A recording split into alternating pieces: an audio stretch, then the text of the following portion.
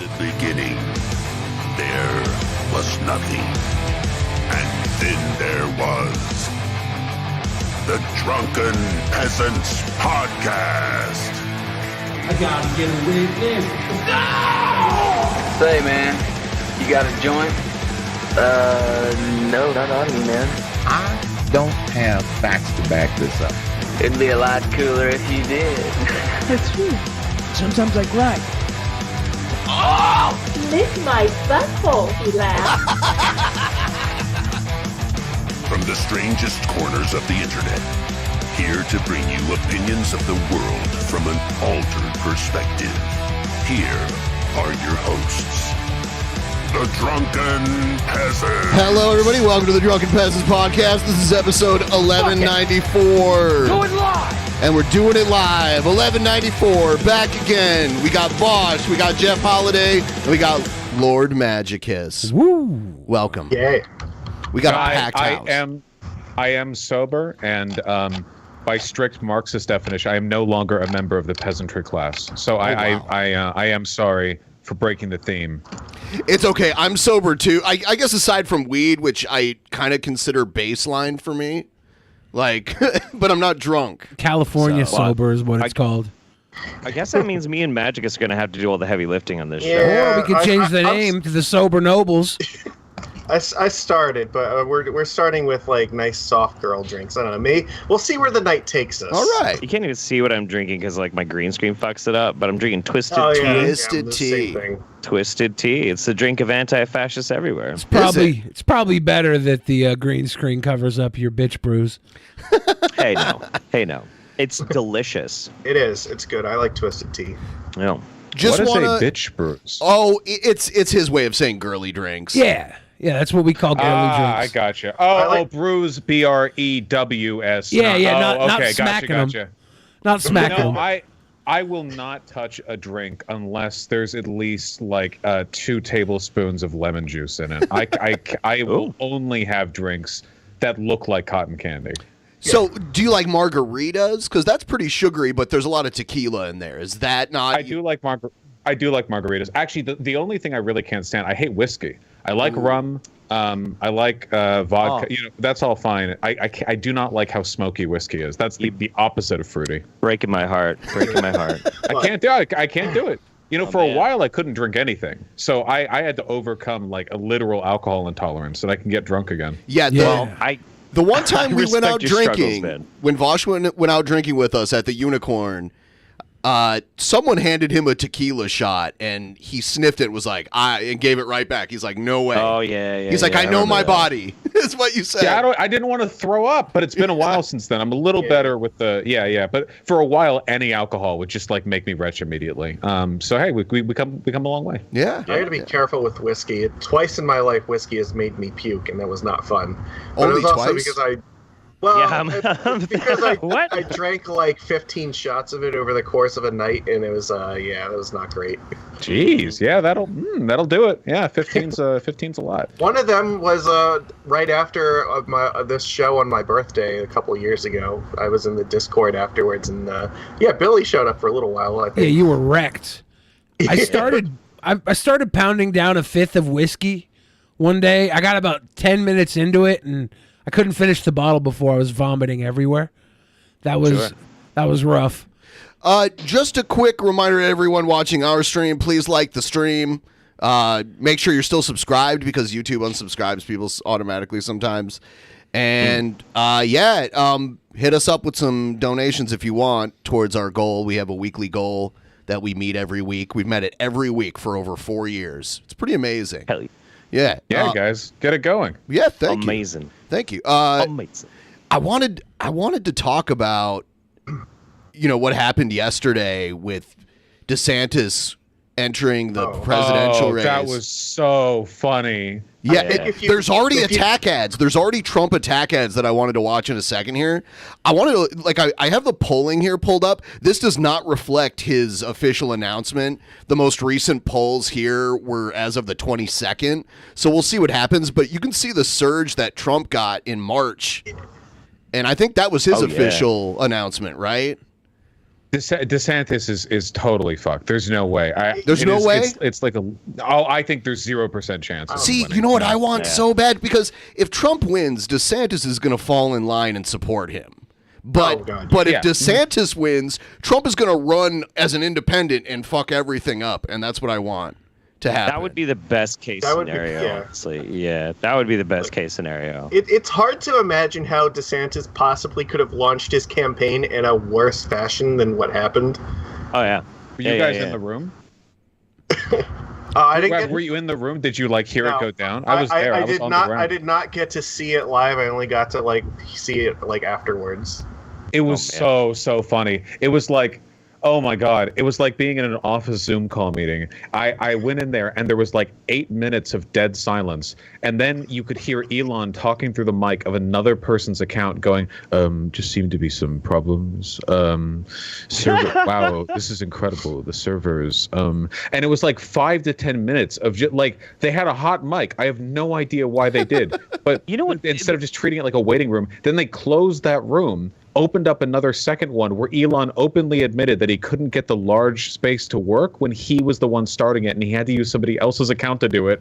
And then he and a couple of his yes men were all reassuring each other of how legendary it is to have a large room with many viewers, as if that's never been done before. And then finally DeSantis shows up and there's audio issues and echo, and it was fucking hysterical. I had a great time. What's so fucking weird about this kind of shit too is so Elon, richest man in the I don't know if he's still the richest man. He's not, but he's still top 5. But still, he's got fuck money, tons and tons of fucking money, ridiculous amounts, things that we can't even conceive amounts of money.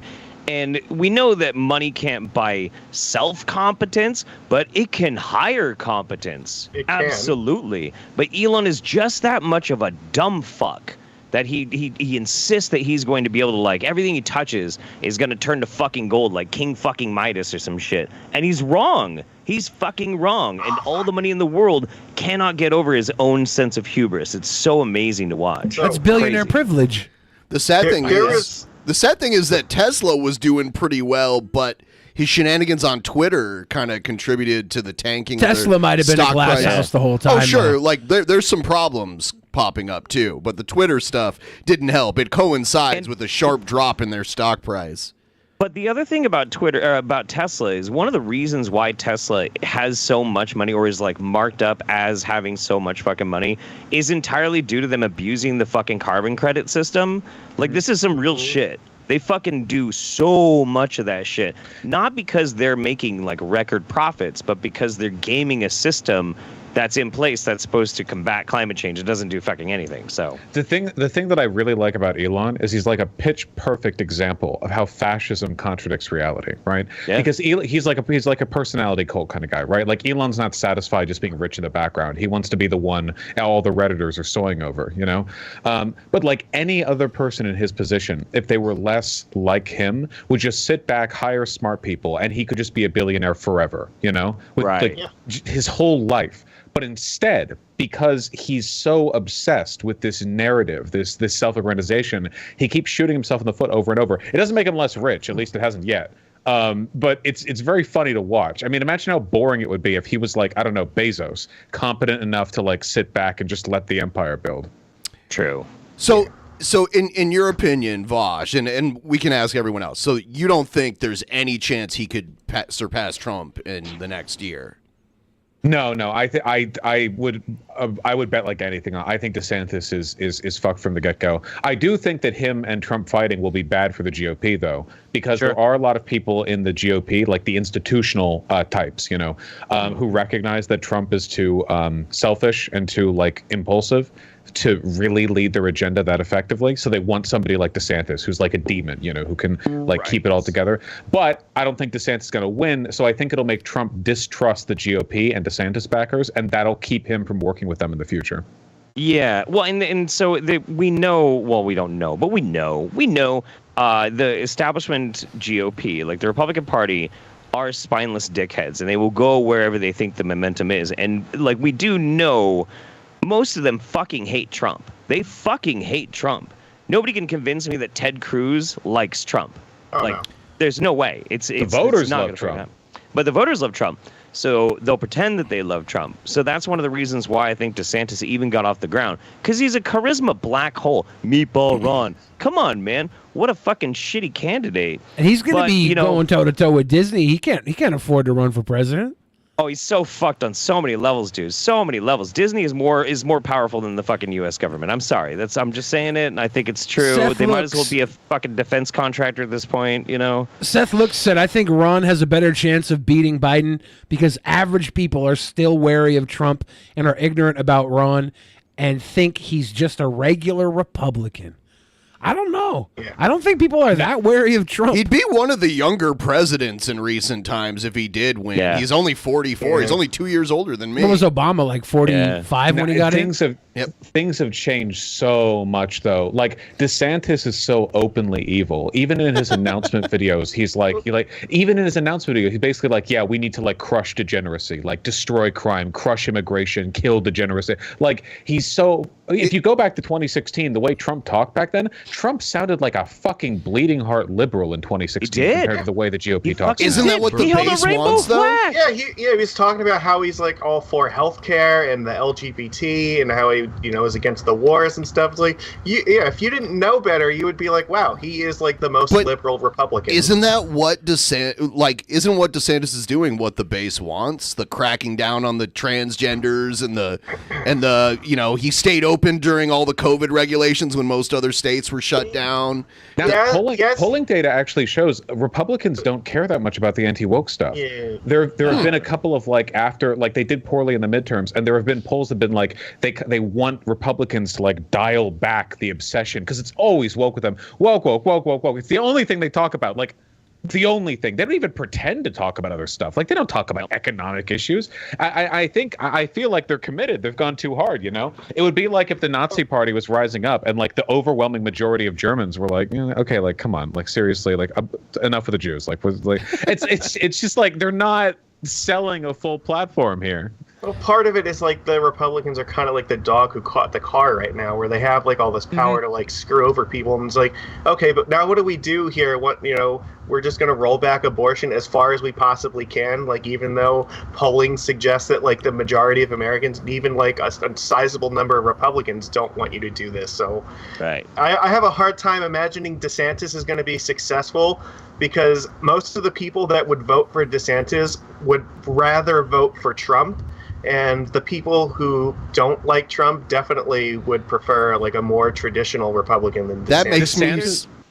I was just going to say, that makes me so sad because I would love to see Trump be like, all right, fuck you, Republicans. I'm going to run independent. He's going to do like a bull moose party type thing, and it would just ruin their chances. But DeSantis's 2024 pitch is "Make America Florida." That's not a joke. I cannot imagine how well that's going to sell. Well, he could be like, even Trump lives here. He'd be like, Trump lives here. Trump thinks Florida is good. Florida man, more like America man, Yeah, I think the average American is probably in on the whole, like, Florida's a shit pit thing. Like, in spite of the DeSantis campaign, I think that's what a lot of people think of when they think of Florida. They think of, like, military retirees, drugs, Miami, Disney, DeSantis, Cuban and, like, sandwiches. Florida, right? But, like, that's not great. Like, I'm looking at this headline right here. It says, Florida man incites January 6th riot to remain president of the United States. It's from a couple years ago. That's kind of a big deal. It's true. It's very true. I do kind of have an idea of why they are specifically trying to push such an anti-woke narrative, why they're pushing for abolishing Roe versus Wade. And it's nothing to do with like voter base. It's everything to do with institutional power and money. There is real, and it's not even dark money. It's real. You can look it up. It's very, very open. Huge fucking think tanks and these very specific religious groups that are politically motivated, and they're all dominionists. All of them. They're all dominionists, and there are so fucking many of them. Huge amounts of money was dumped into Trump to be president, specifically by people who believe in the Seven Mountain Theory, where religion has to have overt control over almost every single aspect of every single aspect of our lives. This is money. Money is making them do it. not voters. And it might kill them in the polls and like make them lose offices and shit, make them lose presidential campaigns and shit. But it is pushing the policies that these very specific Christian nationalists, dominionists, Seven Mountain Theory people want them to do. That's where it's fucking coming from. It's crazy. It's about time God bought politics. It's about time we bring back fucking 2014 internet atheism, all right? It's time. Let's do it. Dude. Okay, but then we're going to have to start saying the N-word again. Shit. How else will we defeat religion? Right. Right. It doesn't help DeSantis's cause either that he's not even like really particularly good at being evil, and you can see this with like how Disney was like so easily able to like outflank every maneuver he's gone to like try to punish them. Well, sure, but he's very effective at being evil to people. Being evil to Disney, he's just gonna fall on his fucking face. But like, there's plenty of people who are starting to suffer now from some of this shit. But what I'm saying is like the money is gonna like end up getting hurt by this because True. Disney is obviously like gonna try not to make more of their bottom line subject to the whims and desires of Ron DeSantis. So I think we need like a South Park style fight between Jesus and Luke Skywalker to really settle this whole fucking thing. You know what? Well, I just think that like DeSantis can't sell the energy that Trump can. If you ask the average Trump voter back in 2016, well, why'd you vote for Trump? A lot of the people who voted for Trump did so because Trump's on the right, he's a reactionary, they're reactionary, shared values, blah, blah, right? But a lot of them have this vague nebulous like, oh, he's an outsider, he's taking on Washington stuff. And I think it's a stupid thing to believe, but I also think a lot of them believe it. Not everyone examines their political beliefs like super close. DeSantis is like this. DeSantis just smells like a politician. He looks like a silver spoon, like born in the seat of power, no charisma, nothing. The only reason one would vote for him is specifically because they like the evil things that he does. There's no artifice, there's no abstraction. And I think they need that abstraction because when people think of Trump to this day, the first thing you think of isn't he's a fascist, even though he is. Most people think of him as like the insanely narcissistic, funny politician con man. He's like his aesthetic extends beyond just evil politician. DeSantis does not. Yeah, and I remember, when I was a kid in the 80s, Trump had a lot more positive public persona than he does now. Trump won the presidency just like that episode of The Simpsons where the guy came in to sell him the monorail. Yeah. Except it was a wall across Mexico. Yeah. You know what? Back to the Florida thing, everyone was agreeing. I do think most of us think Florida is a shithole, but Florida's population has exploded DeSantis so much. What do you mean? It's his perfectly normal human laugh exudes nothing but warmth and definitely not a cold-heartedness so deep it transcends time and space. Why retroactively inspiring Lovecraft's mythos. So many people move there. I'm pretty sure it's the third most populous state now. I think it beat out New York, right? Pretty sure. Did it beat out New York? Yeah, it's just because there's like a tech boom that's going on there. It's a lot of it has to do with housing prices. Like California's population has stagnated and declined just because all of California local politics is controlled by a collection of 87-year-olds who are all on the city councils who bought property back in '72 for $5 and a blowjob, and now their one job is to make sure no new housing gets bought, and also that they don't have to pay property taxes proportional to the current worth of their property. And that's why. And like right now, like try to find a house in San Francisco or LA or San Diego or even Sacramento. It's like, nah, fuck. So people go to Florida because, as I understand it right now, even though there is a lot of homelessness and poverty, they are building houses, and like it is that simple, right? Same with Texas, not perfect, but they are building houses, and we're seeing this exodus from areas like New York does the same thing. It's all these people, these dipshits want to keep like the evaluation of their properties high, so they don't build out new housing, and it's going to keep being a problem. But I don't think they're going to Florida because it's anti-woke or whatever. They're going to places like Miami. Miami isn't anti-woke, right? You go to they're all doing drugs off prostitutes' assholes. It's a great place to retire. Yeah, a lot of people from New York actually move to Florida when they retire, or they snowboard there. Yeah, I guess it's also kind of like a graveyard for the entire country. Yes. So it's kind of interesting to me that that's the case too with all the people moving there. When coastal Florida is one of the most vulnerable areas in the United States to climate change, and it's going to lose a significant amount of its land mass. You think they care about climate change? A tornado drives through that state multiple times a year, or not? Or a hurricane. Hurricane blows through that fucking state multiple times. People have to rebuild every single fucking year. They don't care about climate change. But here's the thing: you can rebuild, like, if a hurricane destroys your house. If your house is just now underwater forever, you're not rebuilding that. Hey, listen, the water's nice in Florida, okay? Yeah. You're like, the water's going to move inward. And they're like, the 75-degree water? Yeah, okay. Floridians don't mind having property in Bikini Bottom. I wanted to check out some of these attack ads Trump made. There's already, I think, 3 attack ads towards DeSantis. And I believe they were all released within the last few days. I like it. The Washington established politicians like to talk about how they can be just like Donald Trump. Why they use the gape mouth? There's only one Donald Trump. That's the truth. Only one who gave us the largest tax cuts in history. Is that true? Don't tell Donald Trump Jr. There's only one Donald Trump. Is that true? The largest tax cuts in history? Not for me. Yeah, it depends on how you define us. I don't think that's any of us. So, there might have been large tax cuts that, we wouldn't have been available to get.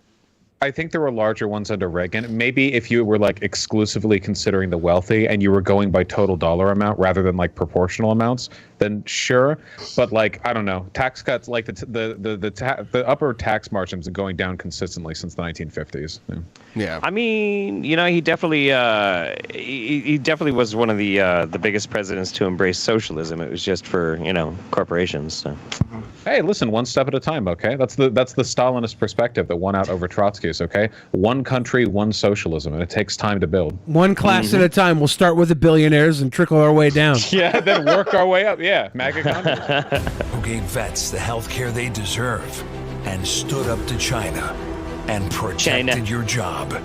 Only one who kept us out of endless wars while destroying our terrorist enemies. Only one. The cool thing about Donald Trump presidential ads is he was already president once. So you get all these great videos of him going through the White House in the ad. All the presidents before, they're usually like, out in the streets running and everything. And it's cool. Like they're going through America, the heartland. But Trump's like, look at me in the fucking White House walking like I own the place. It's where I belong. Rare candidates who's going for non-sequential presidential terms. So he does have the, Him walking across the DMZ in Korea was just the craziest thing because he had a little smirk on his face and he did his weird little waddle walk across it. Yeah. And you know how few people have been able to do that? Just walk across the DMZ like that? It's ridiculous. Will he be able to be 45 and 47 when it comes to presidents? Yep. Does he gets both numbers? Yep. Yeah. Mm-hmm. Yeah, we had that happen with Grover Cleveland. Is he going to hang his 45 jersey up in the White House when he comes in for 47? It's called the most pro-life president in history. In history. And relentlessly. Except for all the abortions he paid for. Oh, you know what? Biden revoked Roe. You know what? That'd be interesting because if he still is going to go on that like Biden didn't win the election, he might just say, no, I'm still 45. I mean, centuries of Protestants and Muslims, Barack Obama, in the White House, and abortion remains legal. Joe Biden, Catholic, in the White House for 2 years, all abortion now illegal. All right, I don't want to hear it. We know Trump has paid for abortions, right? Oh, God, yes. Dozens of them. Yes. Yeah. Protected our Second Amendment rights and our borders. Why would we ever settle for Trump imposters? Make America great again. That is hilarious. He's using his old ads against him. That is great. Wait, go back with the child building the wall with the little blocks. Holy shit, Trump's team is insanely good. Oh, yeah, my God. That's DeSantis's kid building blocks, build the wall. Hundreds of miles of wall. It's so over. Yep. It's so over. Damn, dude. It's done, man. It's a big, beautiful wall. All right. I like when he proposed the solar wall. He was trying to be green. For Trump imposters. Make America great again. When there's only one, starting day one, who can make America great again. I'm Donald J. Trump, and I approve this message. So there's one. Here's a so note. fucking funny. Yeah, it's pretty great. This is Oh no, go ahead. Oh, I was just gonna say the tone of the few others are more humorous, though. This one was very hard hitting. We laughed a lot at this one. Yeah, it's so crazy how much more dangerous DeSantis is than Trump. Because you know for a fact that if Trump got into office again, he really wouldn't get that much done, mostly because he would be too belligerent and impulsive to plan out any big cultural or legal coups, you know? I think DeSantis would be shrewd and he immediately he would go on Twitter again because he's the president, and then he would he would mandate that all government employees use Truth Social instead of Twitter or something, and that would spend that's 18 months of legal litigation just out there, and now he can't do anything else, you know, and that would be his second presidency. So when you say fucking funny, when you say Trump won't be dangerous, do you think his second term won't end in everybody being locked inside and only allowed to go outside to riot? I mean, they're still fascist. We can't let either of them win. I do think DeSantis would be way the fuck worse. Trump would still definitely allow for other elements of the GOP to do a coup, though. I mean, he tried Jan 6, so it's not like he's hasn't harmless. Trump talked about homeless districts, moving the homeless, and you know what's so crazy about that? Everybody loves camp. Come on. There's an episode of Star Trek, that The Next Generation, that came out in the 90s. Where they go back in time to 2024, and when they go there, no, this is Deep Space Nine. I know this episode. Yeah, that's what I meant to say. That's what I meant to say. Yeah, they go there and they live in sanctuary districts. All the homeless. It's ridiculous that was predicted. Which I think is a good idea. Said something like, "We need to take all the homeless people, send them to one place, one giant camp. I'll take care of them." I think he literally said, "I'll take care of them." Homeless concentration camps. I like it. You like it? Yes. How? It's bold. Then they have homes then. Do they?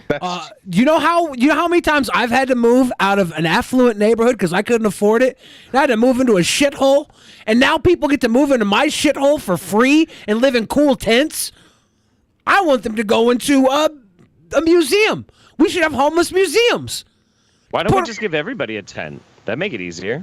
Then it's fair. Everybody tear down tents. all the houses and everyone gets a tent. Look, I'm saying is in Seattle, up near the top of the hill, I don't know what the name of the place is, but there's this little plot of land that's fenced off, and it's basically full of tiny homes. Yes. Yeah. But in in the space where normally one apartment building would go, they have 30 little wooden homes, wood homes, not tents. They're like tool sheds. Ironically saw the Yeah, but they're video cute. money for nothing on MTV. Yeah. And he thought the CGI animation was futuristic. He didn't even care about the anti-gay slur. Damn. Yeah. There's a few of those around Seattle, but it's cool because they get a mailing address and they get an electrical outlet and a little heater. Exactly. Yeah. They get because that's the huge difference in the tent. Even if a tent has the same interior space, you get electricity and an address, and those two things are huge for homeless people. I'm going to show it on my stream because I can't. But now, those boxes, those little houses, they take up a lot of space. What if instead of a little electric box, they had a little electric chair, and we could sit them in the chairs. To fucking kill them? Or whoa, do you mean like you an said airport? It, you said it. Based. Yeah, here's. For a second, I thought you meant like an airport chair, the kind that have the outlet that runs underneath. No, I was making a Caleb joke. Well, that's what's going to happen at the fucking Trump camp. They're going to be like, hey, no journalists allowed at the homeless encampment. So like the population just reduces by half every 6 months, you know? Yeah. I propose the final solution to homelessness. Yeah, we're gonna. Whoa. but like that is what they want, right? The attitude Americans have towards the homeless and criminals is unironically like genocidal. Every month. Every month, like three out of the 10 heroines that come into the homeless camp will be fentanyl. So you just reduce by 30% a month. They'll do it. I mean, it's why the CIA introduced crack into black neighborhoods, right? I mean, it's all the same pattern. Can I sue the CIA for what crack did to my childhood? Do I don't see why not. Do I get to start a lawsuit?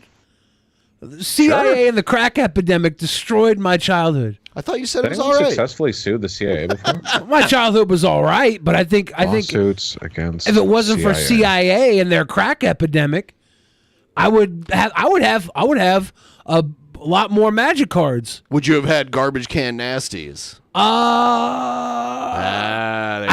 lost that on my own. I can't blame that on CIA. Let's check out this next one. The ACLU has sued the CIA. Oh, I got to talk to the ACLU. For governor of Florida, polls revealed DeSantis was failing so bad he was losing by a staggering 17 points. Then DeSantis was saved by the endorsement of President Trump. That is true. It is. The report was so powerful. That is true, yeah. Just days after the endorsement, DeSantis took a commanding lead that propelled him to being elected governor. Damn. I'd like to thank our president for standing by me when it wasn't necessarily the smart God, he's so gay. You're welcome, Ron.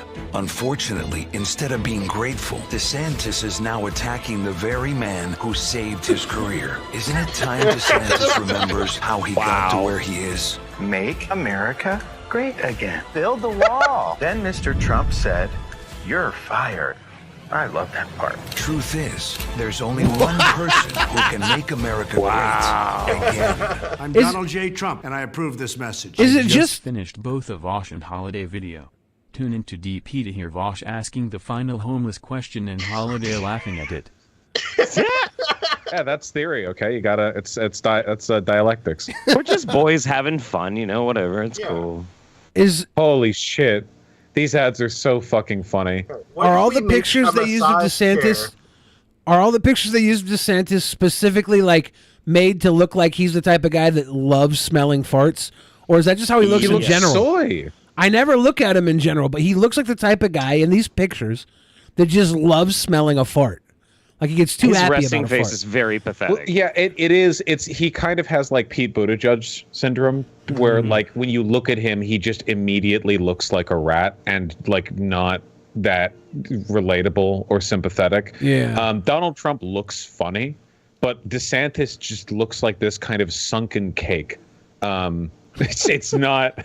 It's not very appealing. Trump looks like the guy at the end of the diner that eats breakfast there every morning.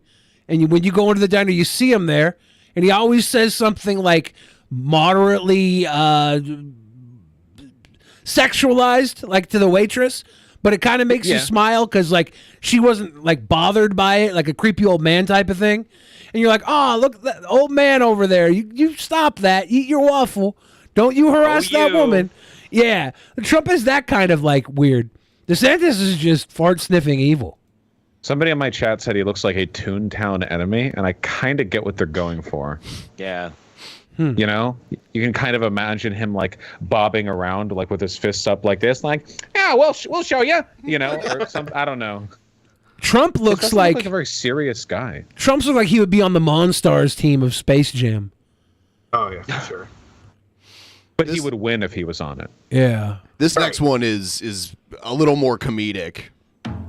Run the sales tax battle plan to make you pay more. With the sales Wow. tax, and the sales tax there. Here a tax, there a tax, everywhere sales tax. In Congress, Ron DeSantis backed a national sales tax, a 23% tax hike on almost everything you buy, from the gas station to the grocery store. You'll pay more here. You'll pay more there. Here you'll pay. There you'll pay. Everyone will pay more. 90% of families would get a tax hike if DeSantis replaced the current system, making Biden's inflation hit even harder. We can't afford Ron DeSantis sales tax. It's Thursday. The goal is looking a little low. Thank you. Not soon, it won't. Ron DeSantis tax. I'm really glad to see that Jib Jab is still getting work in 2023. Yeah. We have a better choice. Couldn't even think of the name Jib Jab. BTW found out that J.R.R. Tolkien based Elvish on Finnish. Jeff, when you going to tell us that you're a half-elf? Never. That's my secret to hold, and don't you dare tell anyone else. Jeff, I've never seen you without the headphones on. Do you have elf ears? Maybe. Oh, Maybe. fuck. I do keep the headphones on during sex. That's a rule. I told you, I've never hold seen on. you without the headphones on. Link has pointy ears. Pointy ears are very in vogue right now. Mm-hmm. Is Link gay? Yeah. He has to be pan. There's no other explanation for the art that I've seen. Yeah. I'm only doing this because I want to. Oh yeah, he's got that coconut rum. He loves it. He loves it. You do you, Malibu Boo. Tax cuts, lowering tax rates for everyone. President Trump cut taxes, and Ron DeSantis tax. Well, as the song goes. They had to go back to the song. They knew it too. Because a banger. It's worse. Trump or DeSantis. You have people attacking corporations like Anheuser-Busch and Target, but THR wrong reason. Maybe the left can make this work. I think because because it always feels like it's like the horseshoe thing, right? It feels like the anti-corporate on the right and the left are near each other, but they're actually totally opposite sides. Because the left is anti-corporate for equality reasons. They don't like what corporations do to disrupt the democratic process, inequality and wealth. But the right doesn't like corporations because they think they're degenerate and promoting degenerate, like civilizationally destructive causes. And those, even though they feel close, they're a billion miles apart from each other, you know? Which is why Hitler had the Strasserites killed. Yeah, I think DeSantis is so fucking dangerous because that rhetoric does like appeal to some populist types, but I don't know. They're going after Target right now, and Target's too big of a corporation to boycott, so I guess they're just going to kind of try to like threaten them into not showing Pride merch. Yeah, I don't know. Is it possible to rile up the right so much that they take down all the corporations because of bigotry?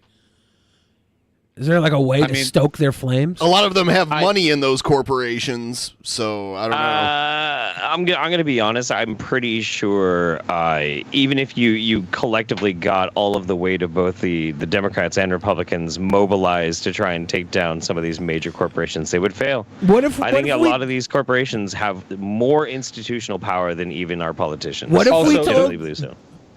Oh no, go ahead. What if we told the bigoted right that Apple got the name Apple because of the Adam's apple and all the trans girls that they like to get BJs from? They'd believe it. They'd believe that like this. Then would they take down Apple? Because Apple's a big get.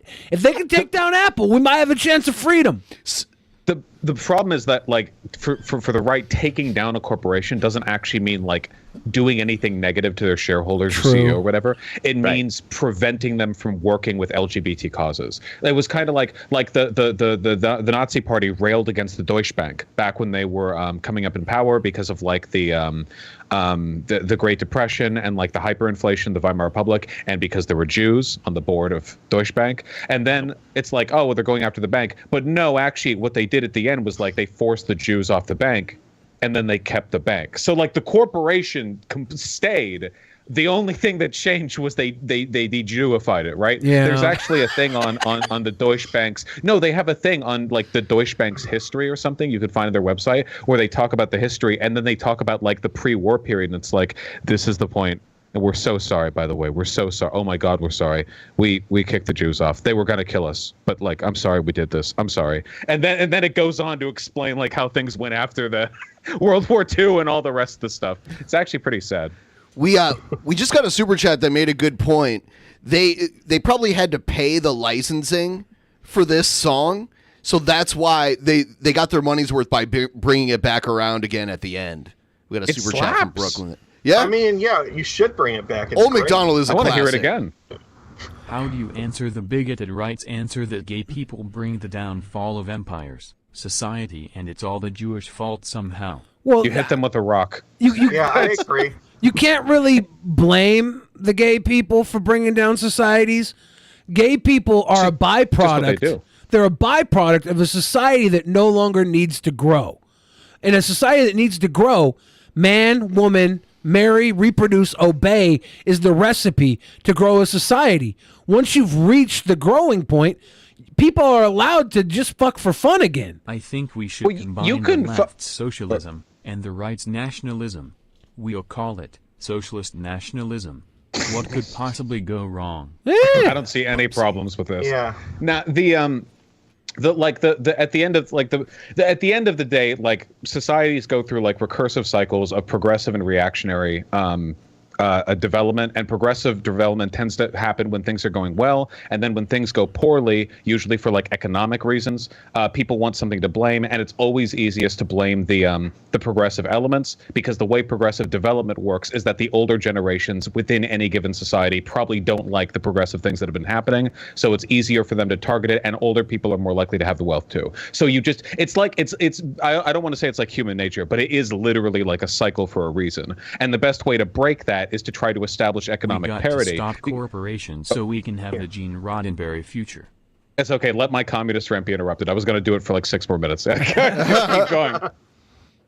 Well, the cool thing about your communist rants is people want to donate while you do them. So, I had to argue with me, just like debate with the chat, or work on it. I think at the end of the day, like for the average American right now, with the possible exception of trans people, things are better now than they have been like basically ever. Economically, there are like a ton of problems right now, but there always have been, and a lot of the discourse has shifted based on how we pay attention to this stuff. But there's not really a connection between the progressive stuff and the economic issues. Like they're actually like pretty disconnected. It's just it's an easy scapegoat.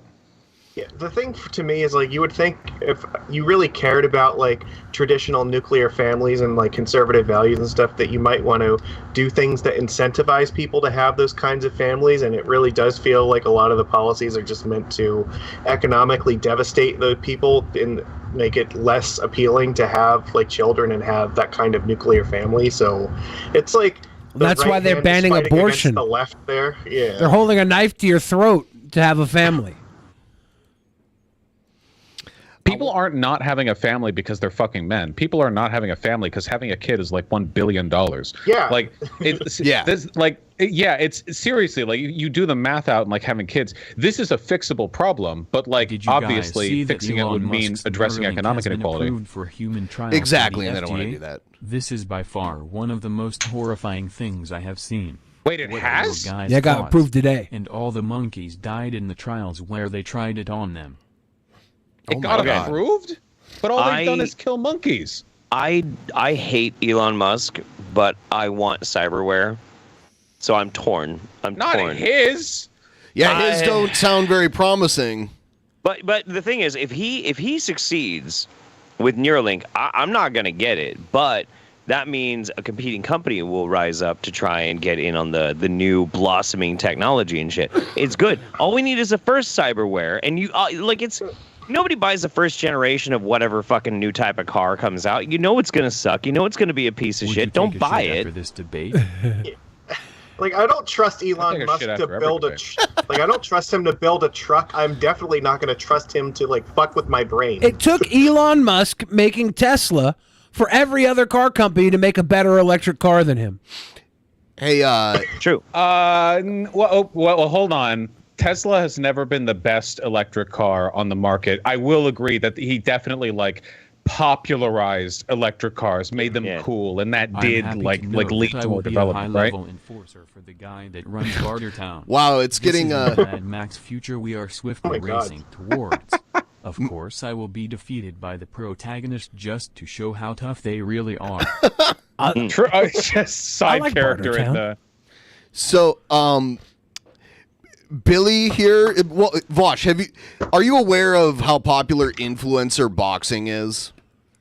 Yeah, like Logan Paul shit.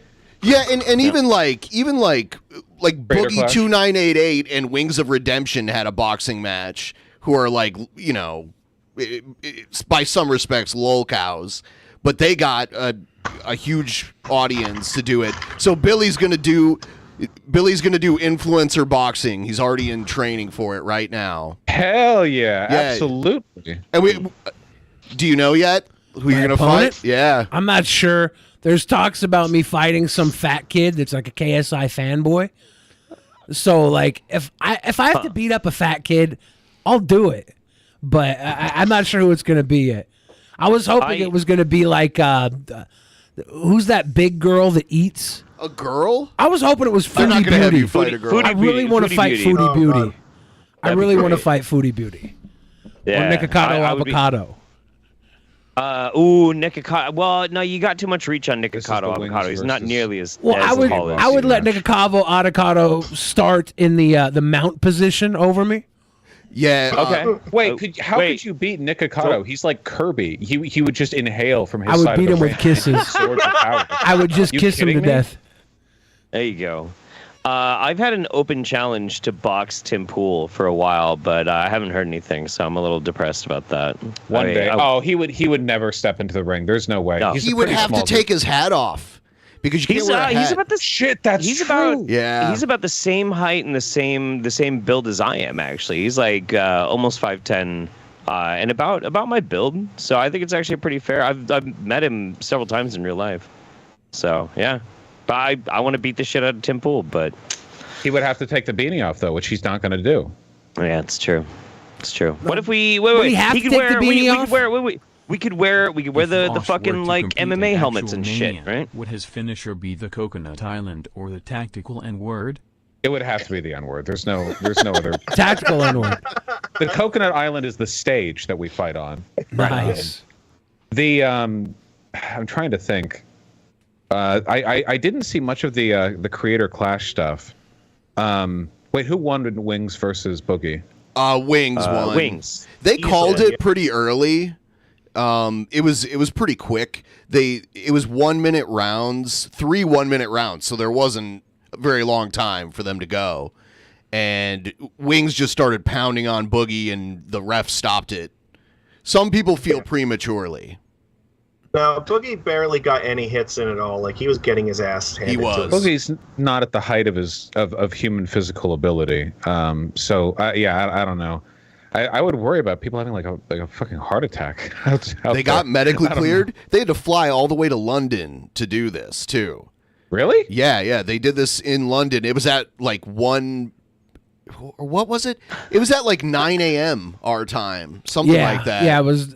So I think it started about 10:30. Yeah, when they went on. Yeah, so they had to get medically cleared. But Wings is just younger and taller and probably had way longer arms. And Boogie was in a wheelchair a couple of years ago. Boogie threw 6 punches and connected with 1. Connected with Not 1? only that, Yeah. it sounded like Wings had trained a fair bit more than Boogie did too. Yeah. We got. I think more naturally. I think naturally, Wings of Redemption is an angry person too, and Boogie is. He's had several pervert. meltdowns. He's a what? Who? Boogie? No. Wings has had several Wings, meltdowns where he Wings- breaks his controller and Yeah, just fucking Right. wings it across the room at the wall and shit. Yeah. Right. It's all been practice for the boxing, you know. It's like every motion smashing the keyboard, actually a calculated strike he'll use in the future. Wings has the rage. Boogie is just a pervert. So that doesn't translate well into the ring, and a different type of wrestling. Wings of Redemption and Boogie to have Marisha Ray from Critical Role go up against Boogie just for the lulz. See, that's what we need. Boogie looked pretty shocked. He looked pretty shocked when he got hit. Wings came to the ring rapping. Here's their entrances here. I don't want to. It's copyrighted music, so I'm just gonna skip through it here. Gotcha. Man, they had to tape up his pants halfway through. His pants were starting to fall down, so they had to use tape. Boogie, his pants were falling down. I love boxing and I love titties, so this was a fantastic matchup for me. Yeah.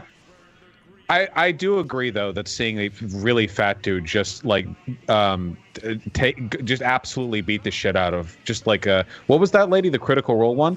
Marisha just Ray. like a chick fighting against Boogie or Wings of Redemption seems like it'd be incredibly fucking funny. I think against Boogie, she might be able to work a clinic around him. Against Wings, I think he'd probably end up clipping her. Wings got a little bit of. Yeah, I feel like in either case though, it would kind of be like fucking Jack versus Senator Armstrong, where she's darting in and getting 7,000 punches into a giant gut and nothing's happening, you know? Yep. Yeah. Like when Johnny Knoxville tried to fight Butterbean. The Boogie Bell Pepper's about to fall out of these shorts.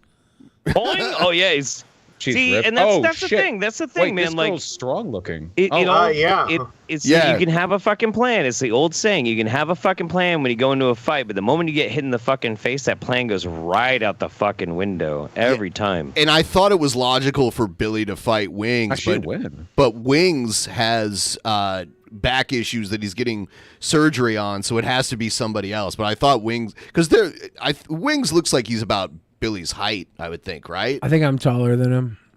What a surprise. Very hard for me to tell. Oh yeah, this is where they have to tape up his pants. Yeah, they're trying to avoid a King Hippo situation. But how else will you get his weak point? That's not funny, Magicus. Jesus No, Christ. it's real fucking funny. Did you see? Did you see his walkout? Did you see his walkout? You see those shorts? That's King Drippo to you. I would like to see Vaush box people like Charlie Kirk, that TikTok Ooh, yeah. junkie, Destiny, or perhaps Blair White. Okay, hold they on. will wait, not Charlie- have intergender boxing at these. They will not Destiny's do not that. a girl. It's a girl's name. Yeah, No, they okay, said Blair White. They said Blair White. Oh. Charlie Kirk is really tall. His reach would be an actual problem. The tanky guy that I debated was a literal wrestler, so that would be a problem. Destiny, I'm pretty sure I could beat. Blair White, I'm pretty sure I could beat. Yeah. I think Blair White would be easier than Destiny, though, so I say Blair White. I only want to fight the smallest girls, okay? I want no chance of loss Some here. Andy This is not an Kaufman honor thing for me. This is just pure. This is just a pure calculation, okay? I go in there, bring me a 6-year-old. I will decimate this child. I will launch them out of the ring in 3 seconds, collect my money, then go back to Seattle. Yeah. I think Charlie Kirk is actually really tall, isn't he? He's huge. He's like Yeah. 6'4", 6'5"-ish, and his Yeah, he's a arms are big dude. just as long. He's really big. Originally, wasn't Anissa, Idubbb's wife, gonna box Brittany Venti? Was that the case? I think originally she had challenged Brittany Venti, but got hurt or something in training. And Oh, couldn't that's do so it. smart. Because with Brittany Venti, you could strike right in the center of her face and not hit either of her eyes. She'd be like undefeatable. Oh, That's true. damn. Yep. Damn.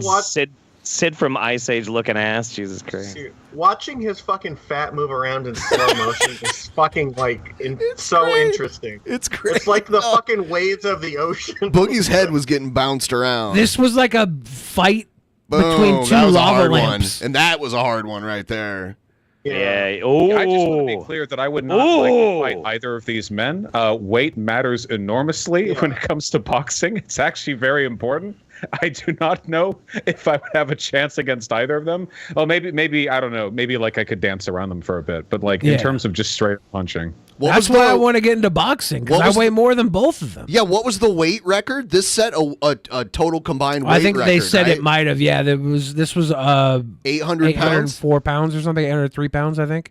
Around 800 pounds, this matchup. That's just says a maxi outer field of view. Yeah, you couldn't approach Brittany from the side. You know, she's always got her eyes on you. I don't think Like a there's fucking chameleon, dude. There's nobody like my size that I have like a fucking grudge against that I'd want to get in a fight with. So I don't know. Yeah, Magicus, there's nobody that would want to watch you fight. I wonder what their bros eyes Gotta are. fight bread yes, tubers. I'm talking about Boogie and Wings. Hot. I don't know, but I'd tit fuck both of them. I don't know. It's fine. I would watch you play Magic the Gathering, Magicus, not Yeah, box. well, that's convenient because that's what I stream in my Twitch. Yes. This is the end, by the way. Boogie gets standing 8 counted and is like, "Oh, it's over." So no one I got want to fight. I want to fight bread tubers. Okay, that's what I want. Put me in my lane. Okay, I feel like in the bread tuber class, there's no one else who has a chance. Isn't Dylan Burns actually a boxer? He says he trains in boxing. Oh yeah, he's pretty strong. Yeah, I've met him. He's pretty squared up. Yeah, for sure. I was thinking like I don't know, actual Jake. H-bomber guy. Yeah, dude. Ain't gonna beat up Harris. H-bomb shaved his head though. That makes you stronger. That's true. That's true. Look, Hank Chill, I would love to fucking say that, I'm a badass and I could kill Billy in the ring, but like that's not going to happen because, as we just talked about, weight is like everything, and like I am definitely a lot smaller, like in height and weight than Billy. So if he punches me, it's going to hurt a lot more. Yeah, I don't want to hurt you, Magicus. Okay, so if you know what, I'm gonna be an enlightened centrist here. Okay, so Yeah, I wanna fight Dylan Burns. I already challenged Tim Pool to a fight. I'll challenge somebody on the left. I challenged Thought Slime to a boxing match. Hell yeah, absolutely. Yeah, absolutely. I stand for it. But it's a two-parter. First and foremost, before it, when we do our weigh-in, it's the audience has to vote on who has better makeup. I will fucking destroy Thought Slime. Destroy. I will be fabulous. Glammed the fuck up. Yeah, I gotta say, I don't really care for their aesthetic that much. I also personally hate them, but also, yeah, a little dripless, I'd say. I think you'd take it. Yeah. Oh yeah. Yeah. Destroyed. Absolutely destroyed. It's over. Looking fab after the boxing match. Who wins in a boxing match, Kyle Kalinske or Ben Shapiro? It's gotta be Kyle. Yeah, Kyle, come on. Kyle looks pretty. I don't know if I've ever seen his arms because he always wears a suit. I've never seen Kyle Kalinske carry a plank of wood. No, so I don't know.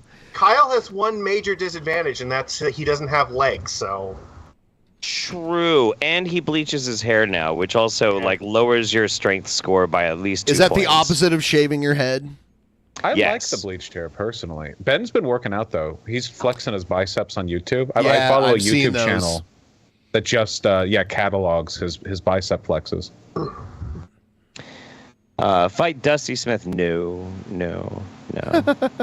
Dusty Smith. Wait, isn't he big? No, he's I think he's about the same size as me. Yeah, he is. I've met him in person. Yeah.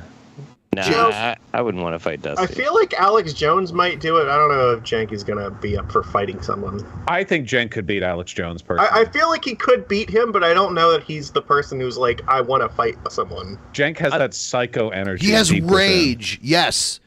I've seen him rage out. I'm going to say something controversial. I don't want to see anybody who has life alert bracelets fighting, okay? So both of them need to stay the fuck out of the ring. Wait, Cenk's a lot younger than Alex, right? Or are they about I think Alex is surprisingly young, like, compared to how he looks. Alex Jones is like in his 40s, right? He's not even 50? Yeah, he's 49. Yeah. Oh, is Cenk older than him? Cenk is 53. Yeah, he is younger. And Alex Jones was a bodybuilder at one point. I thought Alex Jones was like 60 or 65 or something. Jesus. Okay. No, he just looks like shit. All right. He ages like a fine wine. It's all that super male vitality that he takes. Boom, brain force. Yeah, man. Jesus Christ. I'm sorry. Just I still think Cenk would win. Cenk would win. Because Alex Jones's rage is all performative. It's all on the outside. It's all for the cameras. Whereas Cenk's rage is inside. It's authentic and it's waiting for the excuse. Yeah, I 100% agree with that assessment. I want to see Cenk like land a blow and be like, of course. That's just like as it gets the fucking crowd all grooved up and shit, you know. Yeah, there was a point. There was a point where I watched them like 15 years ago, fairly regularly, but stopped eventually. But TYT? Yeah. Listen, you know the thing that's fucking weird about TYT is they have given birth to, I think, more right-wing shitbird fucking grifters than any other news organization out there. I saw a video from them just the other day, and I don't know. I think the cycle might be happening again. I don't know about this one. Yeah, and the main ones might be starting to flip too. But Benny Johnson, fucking Dave Rubin, Jimmy Dore, all these absolute shitheads, these disinformation agent fucking sellout, soulless pieces of fucking shit, all came from fucking TYT. And at some point, somebody has to hold them accountable. Like, what are you doing? What actually are you fucking doing? You're birthing these unholy fucking afterbirths of goddamn right-wing disinformation. What is wrong with you? You mean my buddy Jimmy Dore? Oh my God, Jimmy Dore can fucking fall into a ditch and die. I fucking despise Jimmy Dore. Fuck him. Pretty sure I saw you shake his hand. I did. Pretty sure you guys begged him to go to a strip club, but he turned you down. No. I Do didn't you remember beg him. back when Jimmy Dore was pretending to be on the left and he spat on Alex Jones? And then just a couple months ago.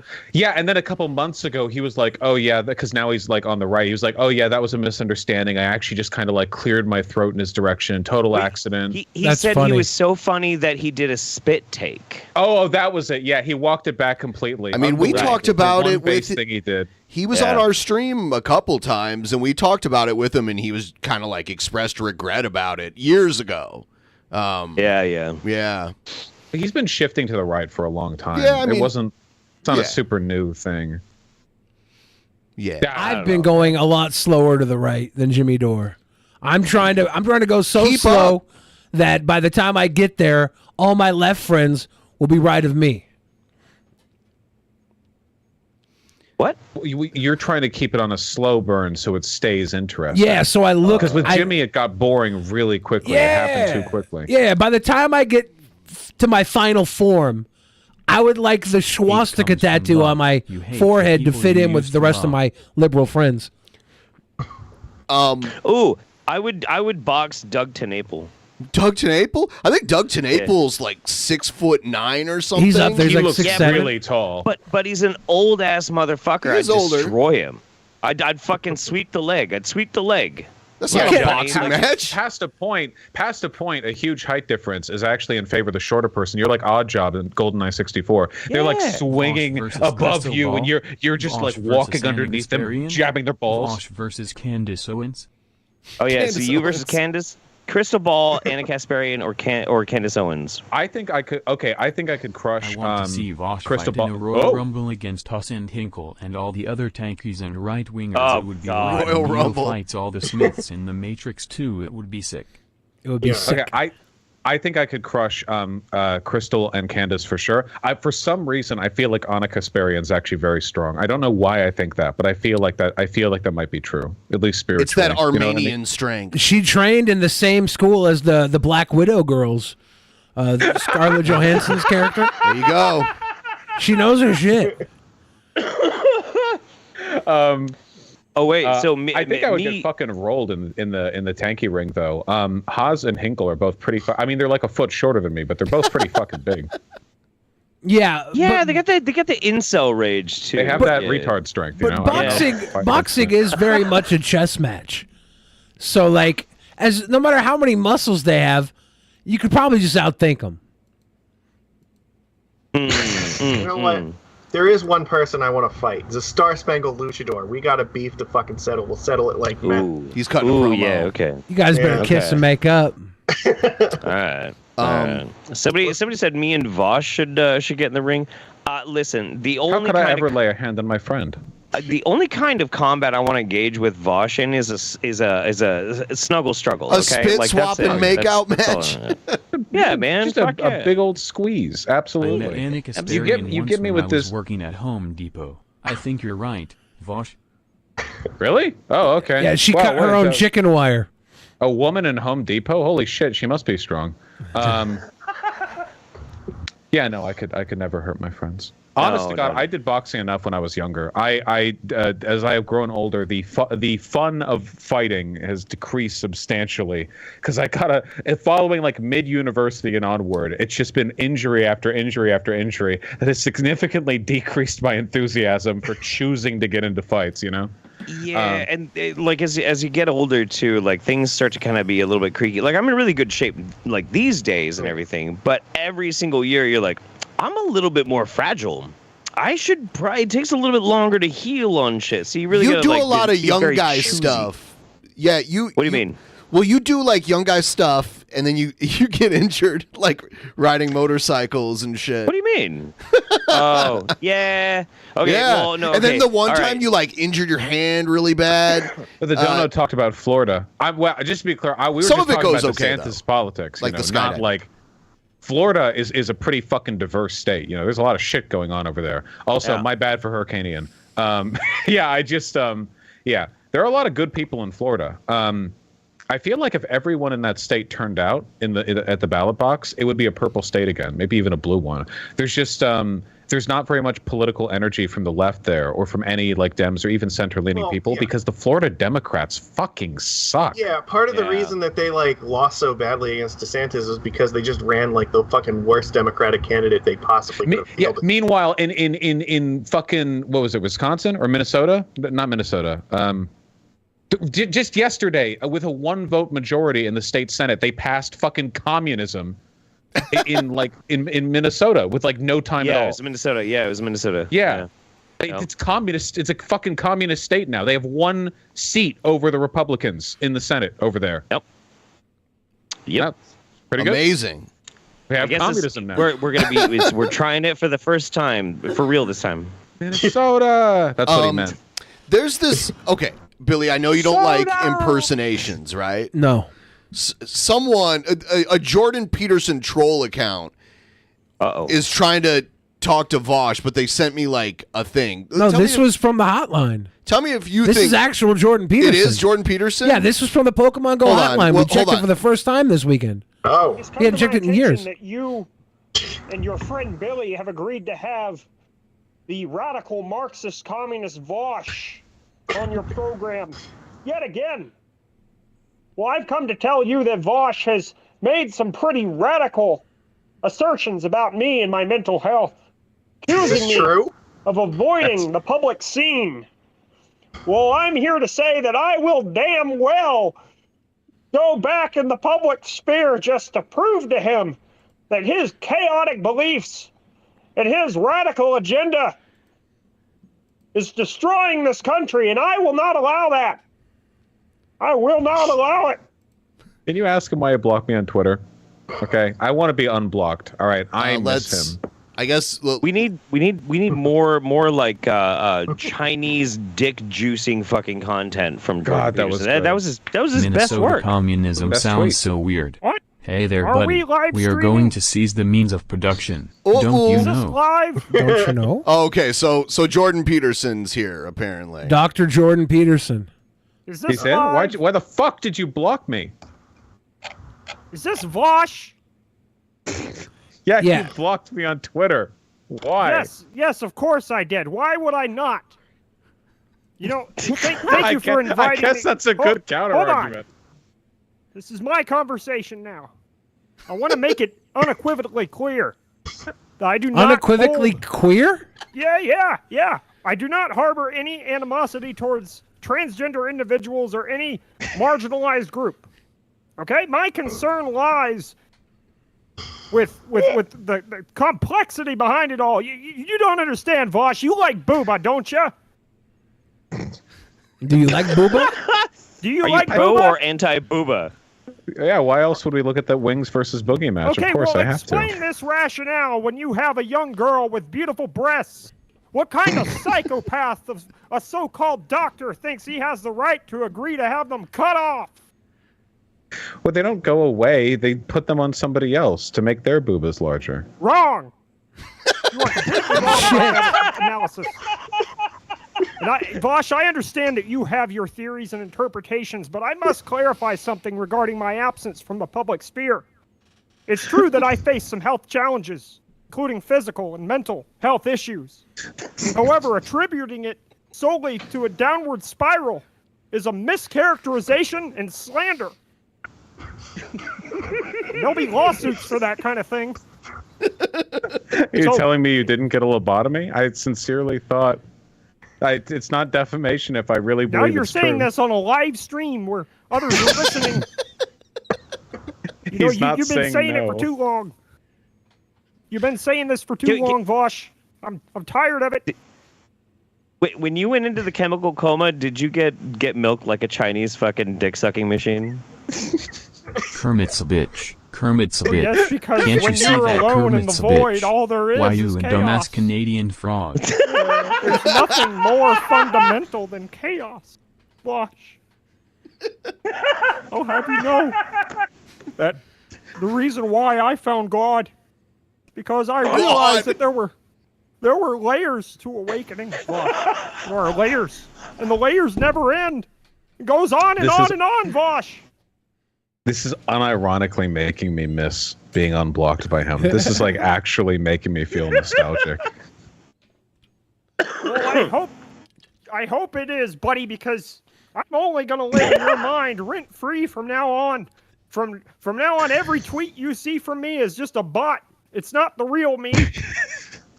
Vaush, why are you laughing? This is serious. My face hurts. I know This it is does. serious. Stop Soon laughing. everything will hurt. Stop. My Because face once hurts.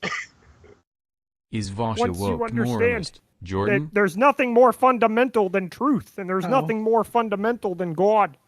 And once you understand that, you can finally be a true enlightened specimen. I'm not laughing anymore. I'm not laughing anymore. My I face say hurts. I have to specimen, of stop. course, because you're not going to live much longer, Vaush, being the atheist Marxist that you are.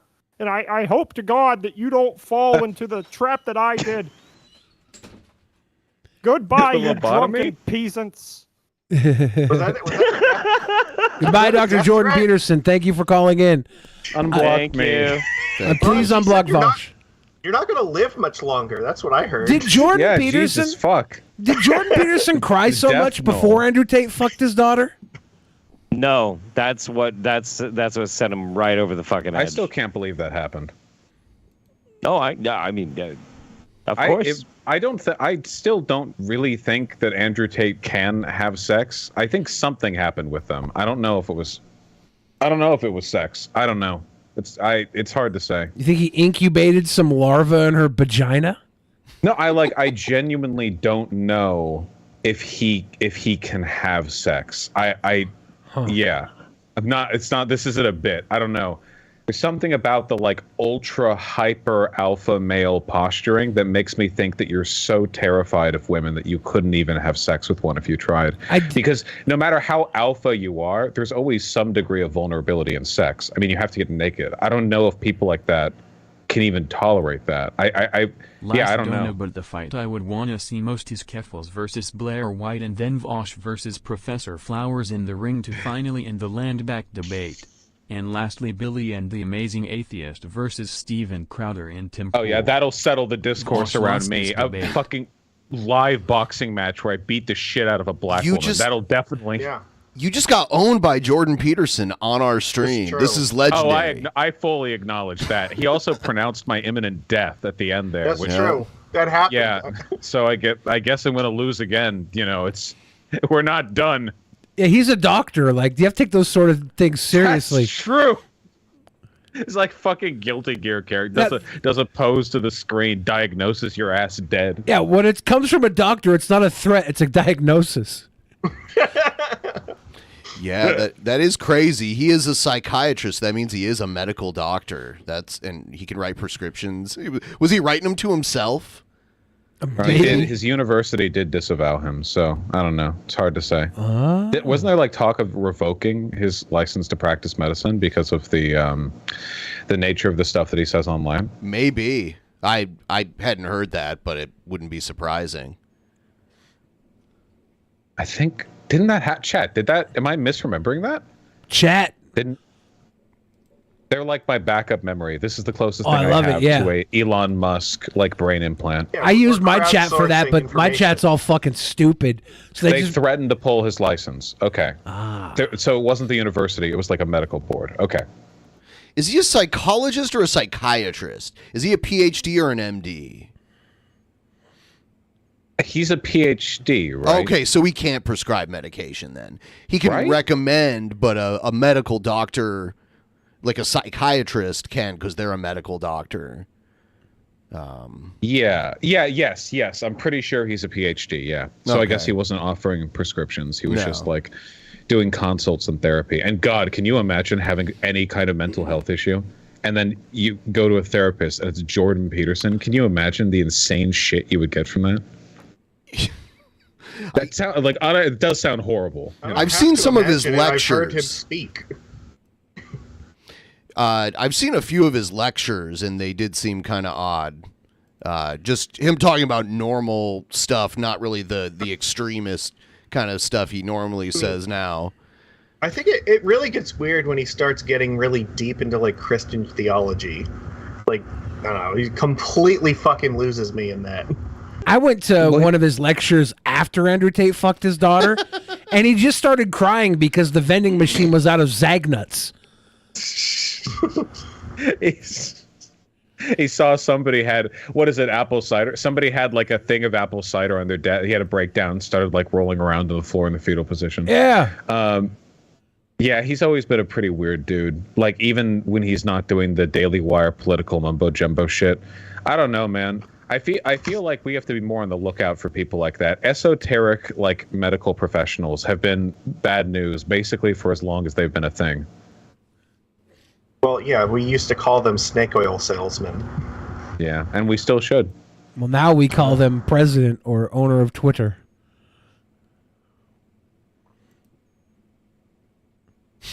Fuck, that's so depressing. Why do you think I'm in hell world here? We got to move back to Tumblr or something, even though there's no porn. Or what is it called? Blue Sky? Yeah, I'm on Blue Sky. What's Blue Sky? Is that where the kids hang out now? So, Jack Dorsey, the guy who made Twitter, he decided to make a new platform called Blue Sky. And so instead of tweets, now they're skeets. It's official. No, really? It's skeets. No, fucking for real. Skeet. And you'll never guess how I actually got my invite to Blue Sky was Alex Winter, the guy who played, Bill S. Preston from Bill and Ted. He put out a call. He's like, hey, so really cool journalists or activists or Antifa, fucking message me and I'll give you an invite. And I was like, Antifa super soldier right here. And he's like, really? For real? And I'm like, yeah, sure, fuck, whatever. And he gave me a code. It's that easy. It's that easy.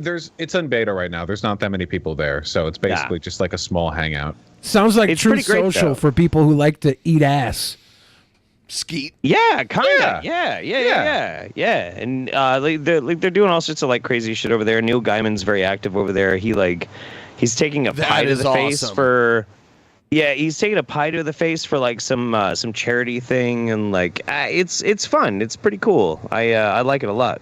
Everything you're saying about this place makes me not want to go there. You don't like Neil Gaiman? I like Neil Gaiman, but I don't like him taking a pie to the face.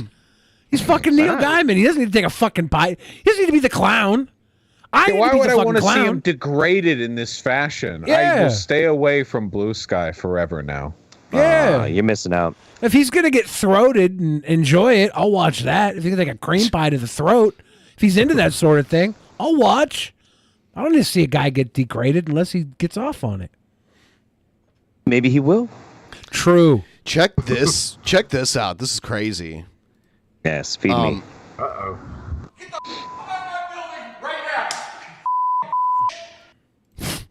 Video What the shared fuck? online catching a lot of attention today, showing a female construction worker allegedly assaulted physically and verbally. This is America?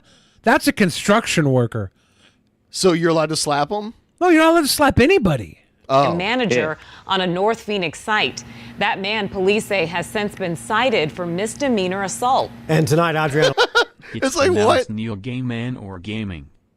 Is it Gay Man? Why did Neil he Gaiman do it? They don't even give a reason. It's Aloya very is strange. speaking why to do the we woman have who two is angles still in of it? shock, understandably. Good Adriana, question. what did Oh, are you calling conspiracy? I mean, we had two fucking angles of it. How often do you get two angles of a man slapping a woman? It looked like she had her back turned to him. So, Well, the woman seen in that video, assaulted and berated by this general contractor, says the incident happened because of scratches on a counter. Now, that man under police investigation and out that contracting job. Insults and profanity. Coming from a man supposed to be the leader at a job site in North Phoenix Tuesday. So he's like the project leader at this construction site? And he's like shouting, he's doing like the Gordon Ramsay shouting them off because there was a scratch in a counter. And the slap, and then the That's slapping. That's fucking psychotic. Just going right to the slap. Right. It's too bad they don't know anyone in construction who could, like, I don't know, fix scratches in a counter or something. Yeah, God, it's shame there's no way to address that. Also, look at the property they're inside of. This isn't a high-class development. What are they talking about? Some, like, ultra-expensive marble countertop? No, they're probably talking about something that could be repainted. Jesus. How can he slap? 46-year-old Brent Hospelhorn accusing a female employee of scratching a countertop at this condo complex under construction near Tatum Boulevard and Deer Valley Road. How do you know that? Because she was leaned up against it when I walked in here. Don't you ever question my ass. You understand me? The general contractor of BPH Construction also berating That's a vet. other employees. That's a veteran ex-cop, 100%. Even looks like one. Yeah, and he the does look polo like a cop. with the khakis. Yeah. Yeah. So this is the woman that got slapped. Wait, he's a cop? Search his fucking hard drive. Yeah, true. Absolutely. Two crimes in one. Guadalupe Solano, a wife and mother of 3, an electrician of 7 years, still in shock. Prácticamente él pues me humilló, tal vez porque soy hispana. She says the incident escalated within seconds after he hit her hand. They sure like playing that. Have you noticed that? They've played Just it a couple more times. I haven't seen the contact enough yet. Well, I mean, she's, like obviously because this was recorded now, like she's fine, like if this wasn't recorded, this might have been some like years long abuse thing, but now this guy's obviously going to be out in his ass. And she's gonna, she's vindicated narratively. I like how the first time we watched this, they had to say it's like, oh yeah, he allegedly hit her, and then they played the video like 5 times. It's like, I think that it probably happened. Yeah. So I've got an interesting question actually to pose to the group while we're here and we're looking at this and we're kind of talking about it and everything. So like this kind of stuff has happened on news for a long time, right? Like somebody does something fucked up, they broadcast it on cable news. Everybody's like, wow, fuck that guy. And like the dude suffers like social ostracization and that sort of thing. And like this has been going on ever since there's cable news, and like they found out that bad news sells, right? Decades we've been doing this. But now they're like, so in the TikTok generation, this kind of shit happens daily, like many times a day, all the fucking time. And suddenly the internet has like this really weird pushback where they're like, wait, that's doxing. That's doxing. Do you have that man's name and that man's photo? That's doxing. And I think that's really interesting because we've been doing this for fucking ever. Like we've always been doing this. This is like the different. It's not even really like a cancel culture. It's just simply like how society and human beings work. When you do something egregious against the social norms, people naturally tend to respond by shunning and shaming that person. We just have so much ease of access now. Do you guys remember there was that story of there was a chick who was going to Africa, and before she got in the plane, she tweeted like, "Hope I don't get AIDS" or something, and it was like a stupid joke. It was like kind of racist or whatever. Yeah, but by the time her flight landed, she had signal again, and she was connected to the world again. Like, she had lost her job. Her address was on the internet. 5 billion people were calling for her death. There were like guillotines being built in the street. Like her life was like fucking over. I think the problem is that like the ideal middle ground would be if you get recorded doing something fucked up, like it's something shitty, even if it's like minorly shitty, like kind of being just like a dick or a Karen or whatever, you get a level of social ostracization proportional to what you've done. But the problem is that it's actually like gambling, where sometimes a guy will get recorded like beating his wife and it gets like, some attention, and sometimes it'll be like a person is rude to a waitress and that gets 5 fucking billion interactions and everyone is and there's no way of knowing. There's no way to fix this. It's totally random. There's no way of making sure it's proportional. I kind of like Karma Casino. I do too. I kind of do too, because like before the internet, like these types of things would happen. It'd be in like your local news, and everybody would be like, "Oh, that was Bob. Fuck Bob. Bob, fuck you. Fuck Bob." And Bob would just be a social pariah for like 6 months or some shit, and then we just move on. Like, it's in the local news, so only the people that like live in that area are the ones who end up seeing it, and so it's kind of it's contained. Yeah, you put it on the internet, literally the whole fucking world sees it, and it's like, even if my response is proportionate to it, it's like, I'm not part of that community, I'm not fucking there, so like, if like every single person that watches it has a proportionate response, the fucking end result is like, fucking hang that person or whatever. Well, so this is the main thing that I'm getting at, though, right? Like, and you're right. You're absolutely right. So this is the main thing that I'm getting at is okay. So, like, the problem with it is that we reinforce our social fucking norms through social pressure, right? Like, that's just how it tends to be.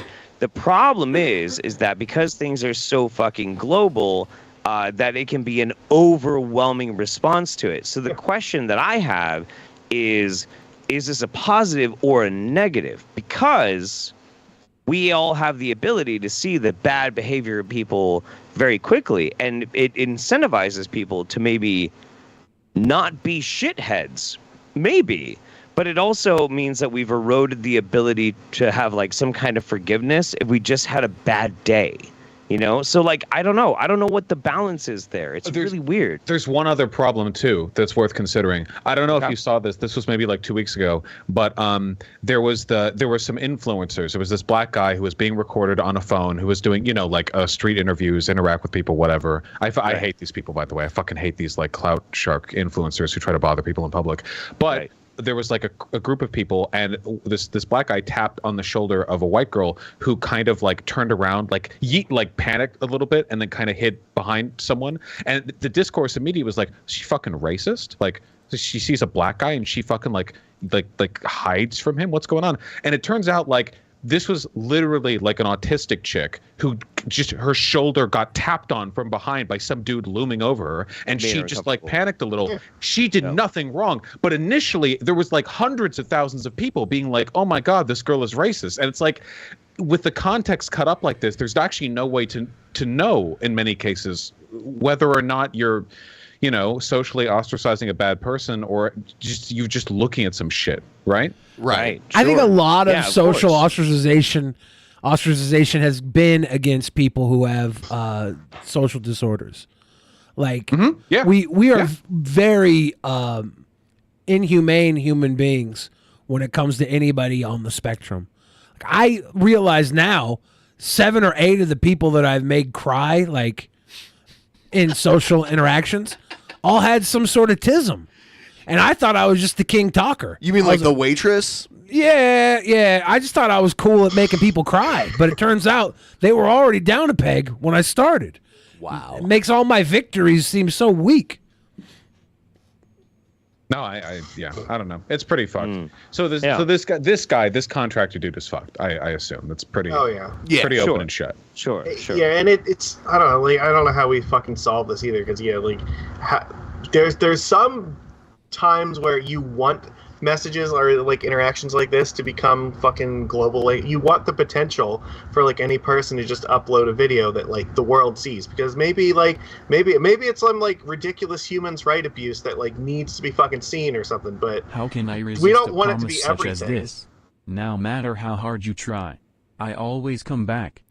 Oh, I love you, Egg. Well, okay.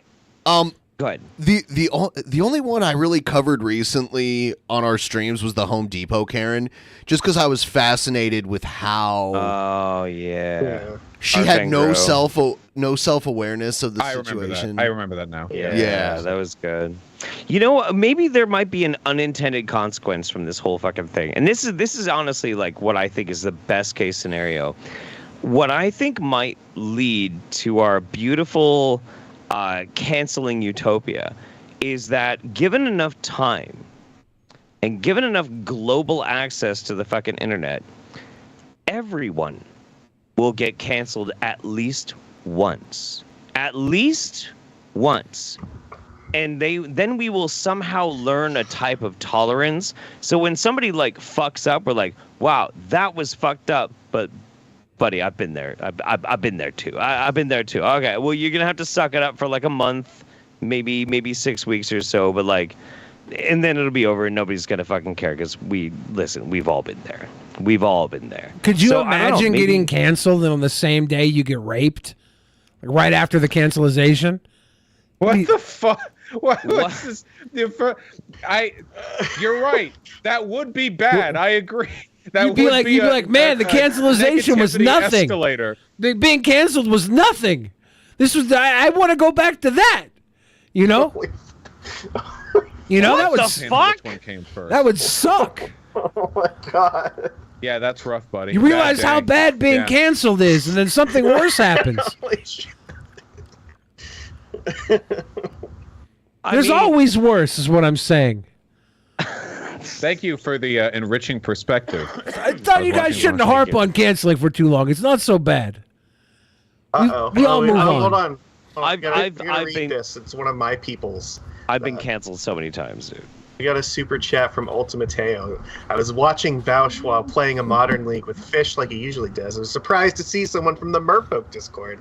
Hello, I'll see you there. Thank you. Wow, Is that like the Wendy's? What's the Merfolk Discord? That's Magic the Gathering cards. Magicus has two things in his life that he loves: Baconators and Merfolk Magic the Gathering decks. Wait, you like fucking Baconators? Yes. Yeah. He's actually part of the bourgeoisie. Yeah. How do you not know this? We just talked about this earlier in this stream. I'm a moderator. Listen, I'm for a the fucking Wendy's drunk. Discord. I don't remember anything. My brain cannot make new encodes and engrams of memories. So am I. Magicus is also Louis C.K.'s son. Wait, Magicus, get your bottle up. We gotta cheers right through the camera. Here, line it up. There we go. Shink. There we go. Thank you. Somebody has to drink on this fucking stream. What the fuck? Yeah. I don't even eat fast food. Oh, you get? I don't either. It's too expensive. Was there ever a period where you did regularly? No, I've never really had a taste for it. It is. It's just it's really greasy. Also, people talk up the fries. The fries aren't that good. People talk up the chicken nuggets. The chicken nuggets aren't that good. No, fast food. You got to get the spicy nuggets. All right, that's the way to go. You play Warhammer 40k. You have no room to harp on people being nerds. Whoa. No. Wait. No. 40k is cool now. Hang on. I had to sell my Warhammer 40k armies to pay rent like 6 years ago, and I still can't afford to build up another army. So actually, no. But if you do want to call me a nerd and maybe buy me some fucking Warhammer 40k, then we'll talk. You can throw shade at me all fucking day. Just give me some of them battle packs of the Emperor's Children. All right, I'll make another Slanesh army. 40k bolt gun just came out. It's really good. I heard it's sick as fuck. Diablo 4 early access is a week away from today, by the way. Fucking who gives a fuck about Diablo 4 early access 1 week from today. Diablo 4, just like Diablo 3, just like Diablo 2, boring. No, not like Diablo. Whoa! Diablo 2 wasn't. Whoa, come on. No, Diablo 2 is amazing. Yeah. Oh, I thought you said Diablo 2 was boring. Yeah. Okay. Well, no. I'm just saying, like, Diablo 3 did not improve off of Diablo 2. Diablo 4 is great. Diablo 4 has not improved off of Diablo 3. That's not true. Like, no, it's 100% true. It's 100% true. Diablo 2 still reigns supreme in the Diablo universe. You know what? Hot take Holiday. All right, Jeff. If you want a Diablo game that is on par with Diablo 2 and innovates, play Grim Dawn. Grim Dawn is fucking dope as fuck. They split it into like 3 games. Diablo 2 Remastered will forever be like the best Diablo game, and it's just not going to be possible to defeat that. So. Agreed. But that doesn't mean Diablo 4 is bad. It just means that Diablo 2 Remastered set such a fucking impossibly high standard. I played the fucking closed beta, dude. I played the fucking whole thing. That's not the whole thing. Okay. Hold on.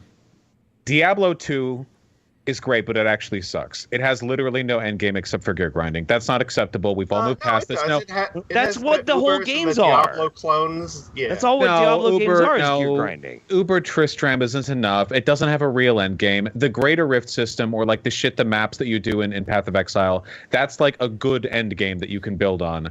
And the problem with Diablo 3 is it fucking sucks. So Diablo 2 was great, but didn't have a real end game. Diablo 3 fucking sucked, so it doesn't matter that it has an end game, okay? The only thing we need for Diablo 4 is for it to not suck and also have an end game. That's all I'm looking for. Also, like 90% of builds in D2 were unviable. At least D3 was like kind of more balanced. D2R fixes some of that. They they do balance some of the stuff, and they did add like terror zones to try to like help the end game a little bit by giving more variety to like the areas where you can effectively farm from. This is how fucking old fag I am about the internet. Okay, like my first microtransaction that I ever did was I bought a legendary fucking crossbow on eBay for my Diablo 2 character. Okay. So there used to be like websites and shit that it's like sell $4 runes and stuff. Yeah. Like Yeah. I bought runes from a site once. Like that happened. So Nerd. I used to run a bot like while I was fucking going to school. Like it was just like, okay, I'm just gonna let my laptop go and fucking run this bot and farm runes for me, and then I'll see what I get when I get home. You see, this isn't good. This isn't a good system, actually. No, there's a lot of fun stuff that you can do once you get some of that stuff, but like you need a lot of the really rare items to like build some of the viable class. Like the Auradin, I think, is my favorite class in the game, but it's also like by far the most expensive one to build in the game. You can't do it until like you get like fucking 8 or 9 high runes worth of stuff. You guys need to look at the PlayStation Wii U. It looks so stupid, but all the PlayStation fanboys are defending it hard. It's literally just a Wii U. The PlayStation Wii U? My ultra hot take is that I don't actually think you should be able to trade items at all in these games. Every time you do, you create this gigantic black market economy with gold or runes or real money or whatever the fuck else, where the real meta for developing anything is like this insanely complicated spreadsheet equation where you're like calculating the exact amount of currency you need to get this thing, that thing, and the other. I think you should be on your fucking own. Or maybe there should be some kind of dedicated trade system where you can open up your trade options to like a couple of accounts that are on your friends list. But not anyone and everyone. I don't know, something like that, because it does kind of suck to see like the D2R thing right now. It's literally just people like rune farming and like doing math on selling on a separate server, like on Discord. Right, well, you're talking about They like make graph charts on that kind of shit. like what you're talking about is like D2 JSP. It's like that's where like a lot of that trading shit is done. And I think actually that site is like Blair White used to be like on that site at one point. Whoa, what? What? Yeah, no, I'm pretty sure that like Blair White used to be like part of D2 JSP like a really long time ago. Oh, weird. Damn, she really is a trans girl. Yeah. So this is the Wii U play. They were calling it the Wii U PlayStation because the controller has a screen on it, and the Wii U had that. That's just looks like shit. It looks like shit. Yeah, looks fucking terrible. What the Yeah, fuck? I don't like it. Will it Ugh, vibrate? it's vile. Can I put the controller handle up to my butthole while I play it so it vibrates and I feel real good about myself? For that Listen, kind of thing. Billy, you can put anything up against your butthole if you really want But if to it doesn't vibrate, I don't really want to do it. It's just a matter of engineering, my I friend. need Rumble Pack action against my frickin' frenulum or I'm pissed. I wonder how much it's why going they to cost. make magic eggs, man. It's almost like how they're trying to. I'm thinking they'll try to compete with the Switch and they'll do like remote play.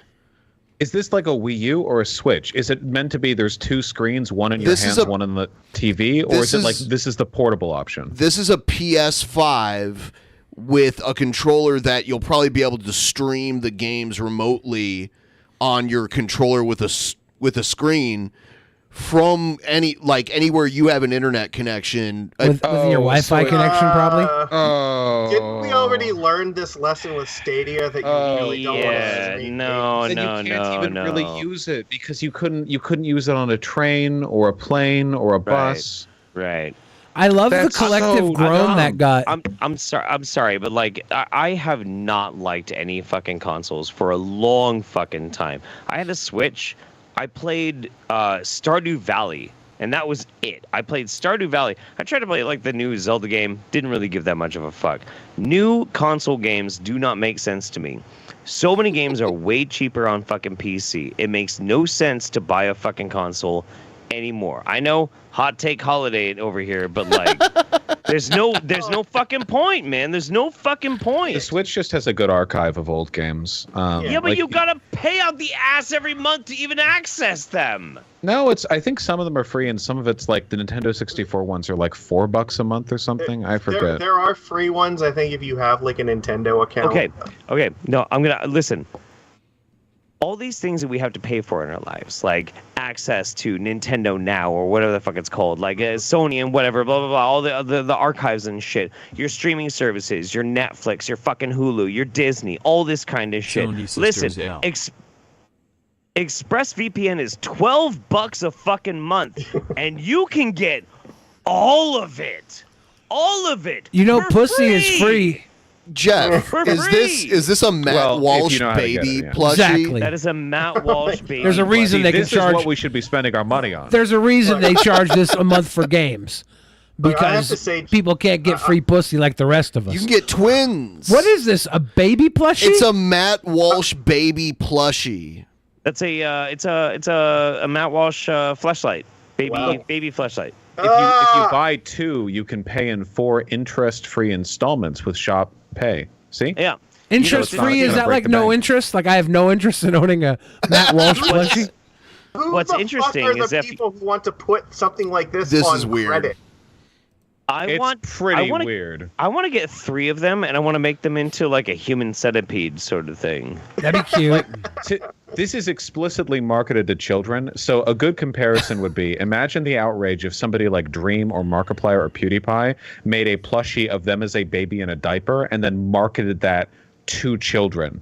Everyone would be like, wow, that's psycho. And Matt Walsh is a supposedly professional, serious, like political pundit. Like, it's so much worse. Did Matt Walsh make this himself? This isn't a parody thing? No, this is from the Daily Wire. Whoa. It is. Oh, It is. whoa. It's in the fucking URL. It's dailywire.com. This is on their fucking store. Explicitly for kids, because they unironically do want to groom your children. PragerU does this with their kids. That's the No, whole that's not a point. joke. They literally want their kids to be like, oh, it's your little Matt Walsh. And then when you're old enough at 7, that's Matt Walsh. See, he's a real person. Can we get a go watch Dylan his Mulvaney video. one of these? If Dylan Mulvaney did this, she would be hung in the street. I think we should do it. I mean, if we I don't lose, want her to be hung in the street. Look, She's annoying. if that's what it takes, it's about time we bring back martyrs. Nobody's willing to die for their cause anymore. What happened to Just Jesus throw Christ? Spring Rapid Oh, the well, thing you were and be Jesus. done with it. I can't even begin to tell you how much like it's an absolute projection. This fucking groomer kind of shit. Matt Walsh selling like a little fucking baby sex toy, fucking plushy fucking thing. You got Turning Point USA, which is an explicitly groomer organization intended to try and get young people fresh out of fucking high school groomed into a certain type of attitude. All these fucking organizations, Everything these is people, they grooming. tell on themselves Everything is all we the live fucking time. We live in an advertiser-ran society. Everything is grooming. No. Yes, Jeff. No, not Say something everything other than is no. fucking Explain grooming. it. Explain No. it. Okay, I will explain it, because the thing is, the things that they call grooming is just culture. Popular fucking culture. Disney, Hulu, random shows. Oh, Buzz Lightyear shows a fucking lesbian kiss. Blah, blah, blah, blah, blah. Blah. Who gives a fuck? They keep showing these types of things and saying this grooming.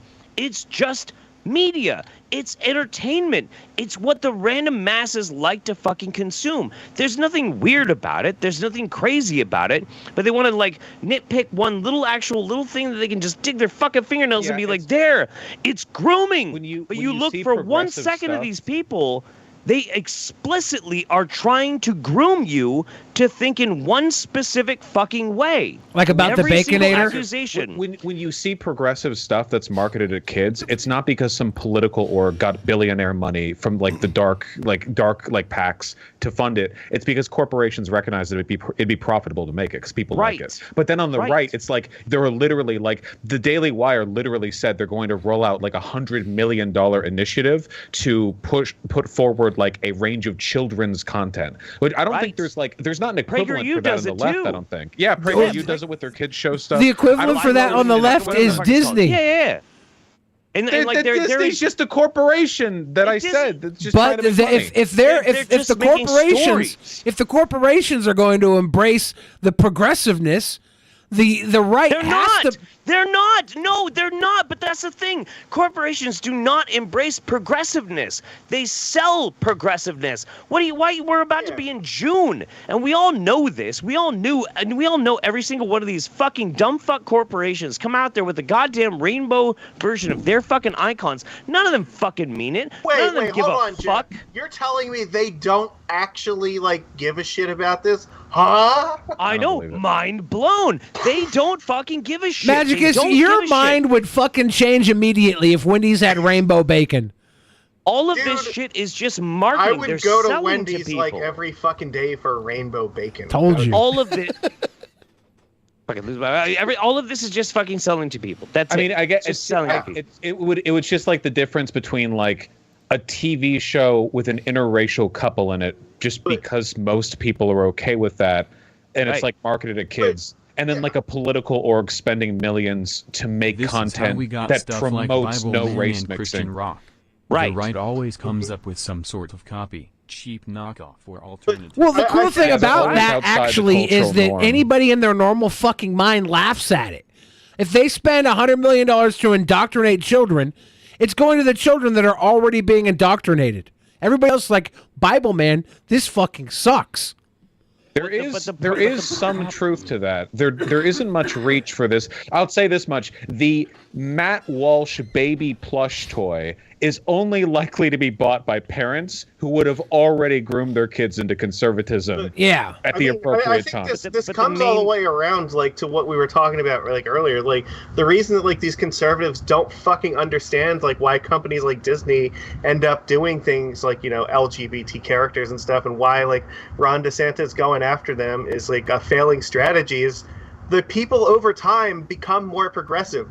Disney is not fucking selling this shit and like making these shows and these characters because they give a fuck. They're doing it because their audience, like, more often than not, like, likes this shit. Yeah, and it's they like, want it. The conservative viewpoint is literally just fucking dying out, and like doubling down on a fucking dying out like stance is just stupid. That's why they're doomed to fail. But the big problem that we do have, though, is that so a wounded animal is the most dangerous kind of fucking animal, and the Conservative Party has been a wounded animal for a long time. And the further along we go, the more wounded they get, and the more vicious they get, the more they attack. The more they do horrible, horrible, god-awful fucking things. There's a reason why for the past 4 or 5 years now, the #1 most pressing concern for the FBI has been, like, specifically right-wing domestic fucking terrorism. Because this got so serious so quickly. Sorry, I'm sorry. It was the Matt Walsh baby diaper plush. It's fucking off. It fucking made me go crazy. I'm sorry. Yeah, let's bring it back. I'm just saying. This is the downfall of society right here. This is gonna inspire a mass terrorism event. Whatever. Okay, I'm gonna go take a break. No. I agree. It's specifically this. Well, all historians will have to remember our era from are the charred remains of the Matt Walsh diaper baby plush, which they will dig from the ruins of our civilization. Remember Trumpy Bear? So they're gonna Sweet remember baby gang. They're gonna remember from the late '80s all of the ET fucking Atari games, and then from the fucking 2020s, it's gonna be all the Matt Walsh sweet baby plushies. Help us, Disney One. You're our only woke. Yeah. Sweet baby gang. This is really something he sells? Yes. This is so. Is there like a little ad for it here? Hold on. Does he talk about it? Oh God. Oh, he does. Shut the fuck up. Yes. Wait. Okay. This entire time we had 44 seconds of visual gold. I'm gonna lose my mind, dude. Hold on. How does he sell this? Holy fuck. All right. I'm done gaslighting the SBG. Yes, this is a sweet baby plush. Get your hand off its ass, he's Matt. been lurking behind me in smug silence for months now. At first, I thought this was a prank that the company was playing on me as they prodded with Matt, the stuffed walrus, was such a success. You know, we have to make this next. But the joke didn't end there because it was not so much a joke as it was an attempt to offend God and offend all people, He's playing it down. all decent people with. I can't even hold this thing and talk. I've been informed that as of today, you can get your very own stuffed sweet baby by purchasing yours from the Swag Shack at dailywire.com/shop. I never asked for this, but some of you have, and this is your fault. God help us all. Okay. I'm done gaslighting the SPG. Blaming. I'm out. I'm done. So somebody was just fucking with him? Jeff, come on. But they're selling it for real. Again, if it was right. If Dylan Mulvaney did this, she would be Vaush hung versus in Matt the Walsh. street. Yeah. After Vaush wins, he'll put Matt in an altar boy outfit to remind him why he loves priests so much. God damn it. Never forget that Matt Walsh loves teenage pregnancy with older men. Damn. First of all, I am like multiple times too old for Matt Walsh. Okay. Second of all, I concur. I could beat him up in a fight for sure, 100%. Hundo P. I can't get over the fucking marketing. It's like, I fucking hate this thing and it's an affront to God, but some of you want it, so here you go. What the fuck? Yeah, well, again, it's always like that. It's like the selective treatment, right? If somebody on the left does anything remotely like sussy, even if it's not, even if like in good faith you go like, oh, it's fine actually, doesn't matter. It's always something worth attacking. But with them, they know they can make jokes like this. They can play around, go like, oh, haha, here, a baby Walsh for your babies, because they don't actually like care about any of this, you know? They don't actually like give a shit. It's just like an excuse to attack the other. I will say though, this is extraordinarily funny. It's just the meme potential on it is fucking infinite. It was kind of like the Trumpy bear. The Trumpy bear was unexpected and hilarious. Yeah, the Trumpy bear doesn't look so fucking ridiculous now. No. They always have to up the ante on it. You know what I mean? In 2032, what are we going to be dealing with for Republican plushies? I don't want to think about that. Do you think Trump will ever get a plushie that's kind of like it's him in gray sweatpants season when he has the erection that reawakens Pelosi's womanhood? Oh, man. You know the image I'm talking about? Are we going to get a Trump fleshlight before we get that? Like of his asshole? Or I was thinking his eyes, how his eyes look like vaginas. His lips. eye sockets? His eyes, like his... You ever see they Photoshop his lips where his eyes are? I know what you're talking about. Yeah, like it's just... Yeah, no, he's the got Trump kinda, eyes component. Ocular fleshlight. That's horrifying.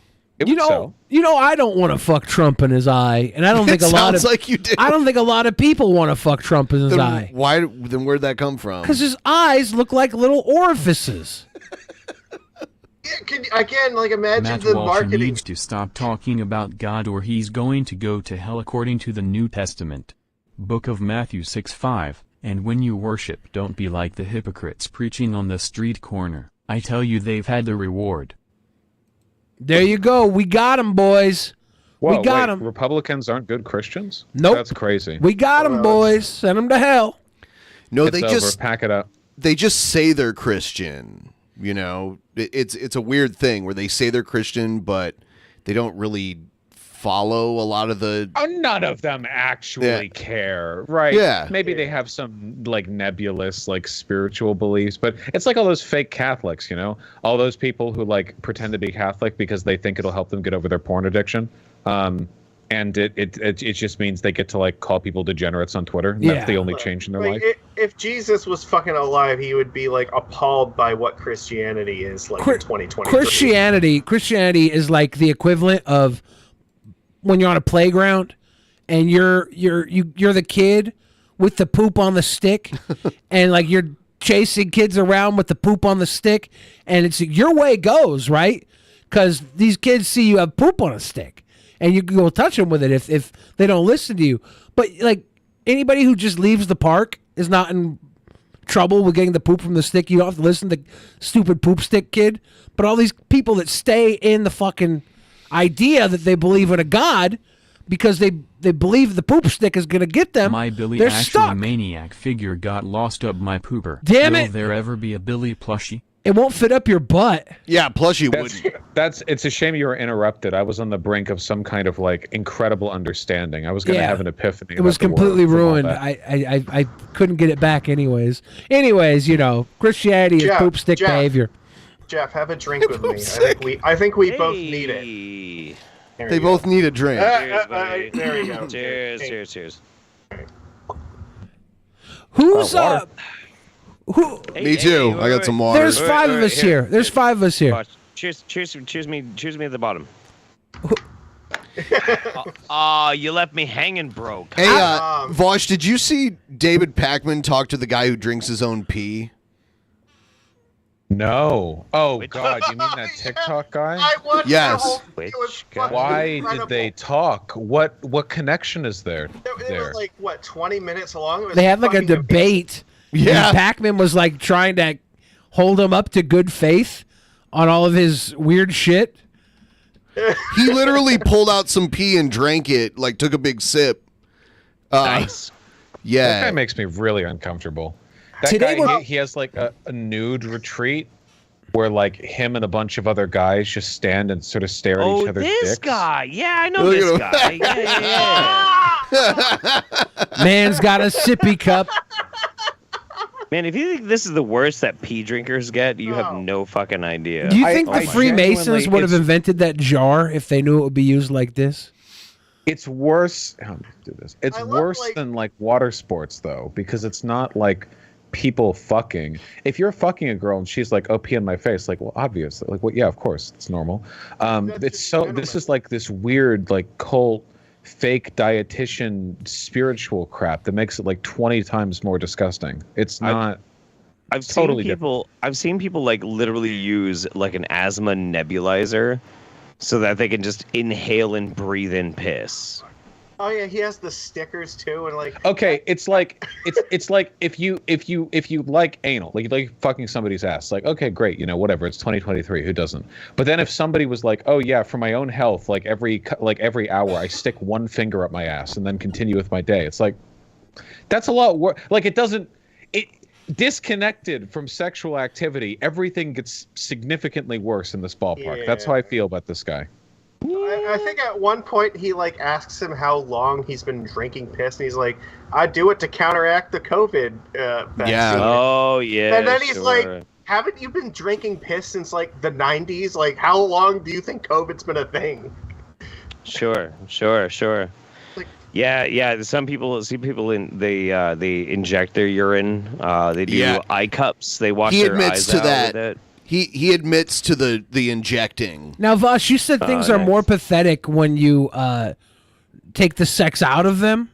They become more pathetic. Like they're more. Well, they become more viscerally disgusting, I think. In my opinion. Yeah. You can justify almost any behavior if it's in the context of, well, we were fucking. Yeah, so. and I identify with that a lot. Recently, I remember being called a mama's boy because I was crying for my mom after I busted my knee. I was like, "Mommy," and they were making fun of me. But if it would have been during sex, nobody would have cared. That's literally true. They would have been like, "Oh, wow, hey, me too. I also enjoy, like, mommy dom sex stuff." Yeah, like this probably Gerudo ladies. Yeah, I was bleeding out of my knee. Like, "Oh, mommy, oh." They're like, "You fucking wuss, you fucking sissy." I guarantee that's someone's kink to fucking just cry about like a scraped knee. Yeah. My knee is bloody. Fuck my ass. Yeah, they would love that. But no, with me it was like, "You pussy, die, pussy pig, bleed more, fucker." Pussy. Yeah. Did they really call you that? Is it die, pussy pig, bleed more, fucker? I'm missing important info. I wonder. When did this happen? I was doing go-karts. How the fuck do you scrape your knee doing go-karts? I took a turn and tumbled. And how old were you? This is like 4 years ago when I was. It was like 4 years ago? Yeah, right before COVID shut down the go-karts. And you cried? Yeah. Yeah, I was out with Onision. Oh my god. Wait, this is 4 years ago and you're just still sore about it. Yeah, no, it stuck with me. You know how many bad things have happened to me since this? Probably None. Nothing. You know how many? My life is really easy. Onision fucked you on camera. Doesn't that count? Oh my god. My life is really easy.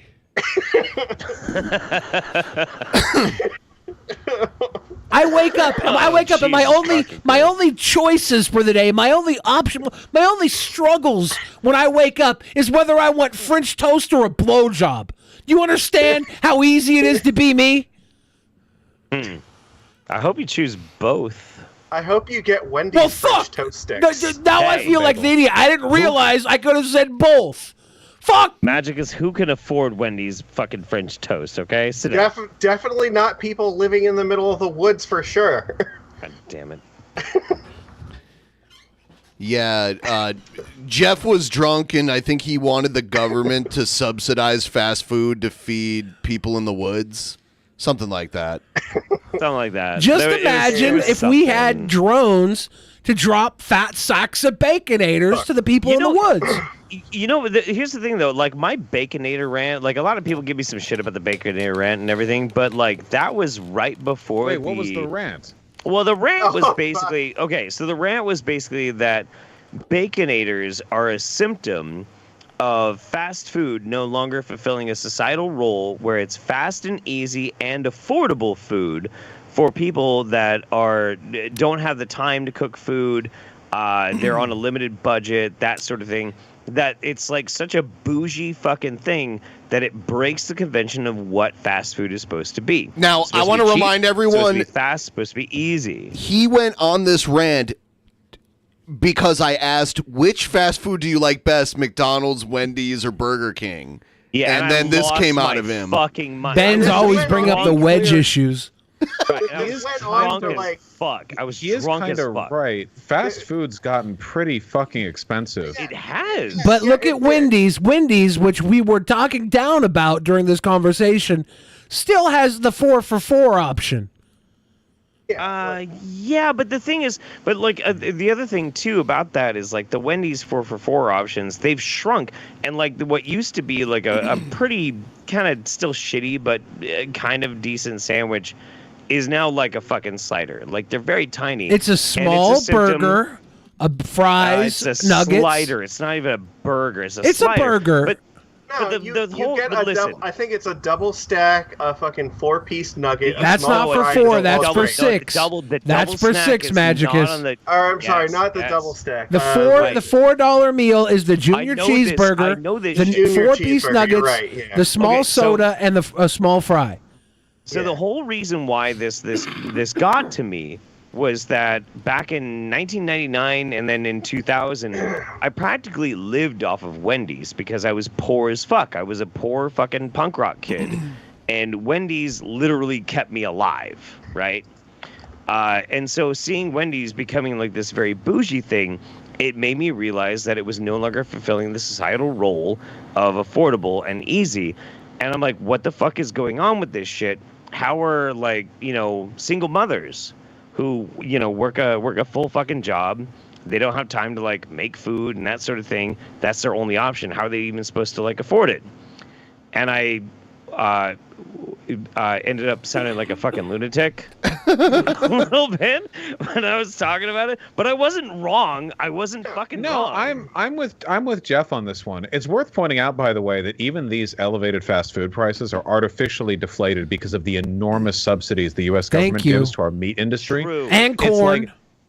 And corn, like lots of them, right? And, I think the corn's more justifiable than the meat. They're both, like there's huge problems with both. And how I like murder more than I like fucking corn syrup. I'm running a poll right now, by the way, just to answer the question, which of the 3 do you like best? Okay, I need to get this off my chest. Okay, if you take a look at land usage in the United States right now, a significant, and I mean like huge, like colossal, like more than the space humans occupy several times over, amount of space is dedicated towards livestock and livestock feed. Mostly livestock feed. You need to gather, like cows eat a lot, obviously. It's very space and energy inefficient. The problem is that American meat has been subsidized for so long, kept so artificially cheap, the average American doesn't know how to make a good meal unless meat's involved. Check out our habit for grilling, right? Other cultures have incredibly rich, diverse meals that have no meat in them, not because they don't have meat, but because, unlike Americans, meat isn't their entire fucking world. So now, right, if we got rid of all meat or raised it back up to its actual market price without all the subsidies, at which point it would be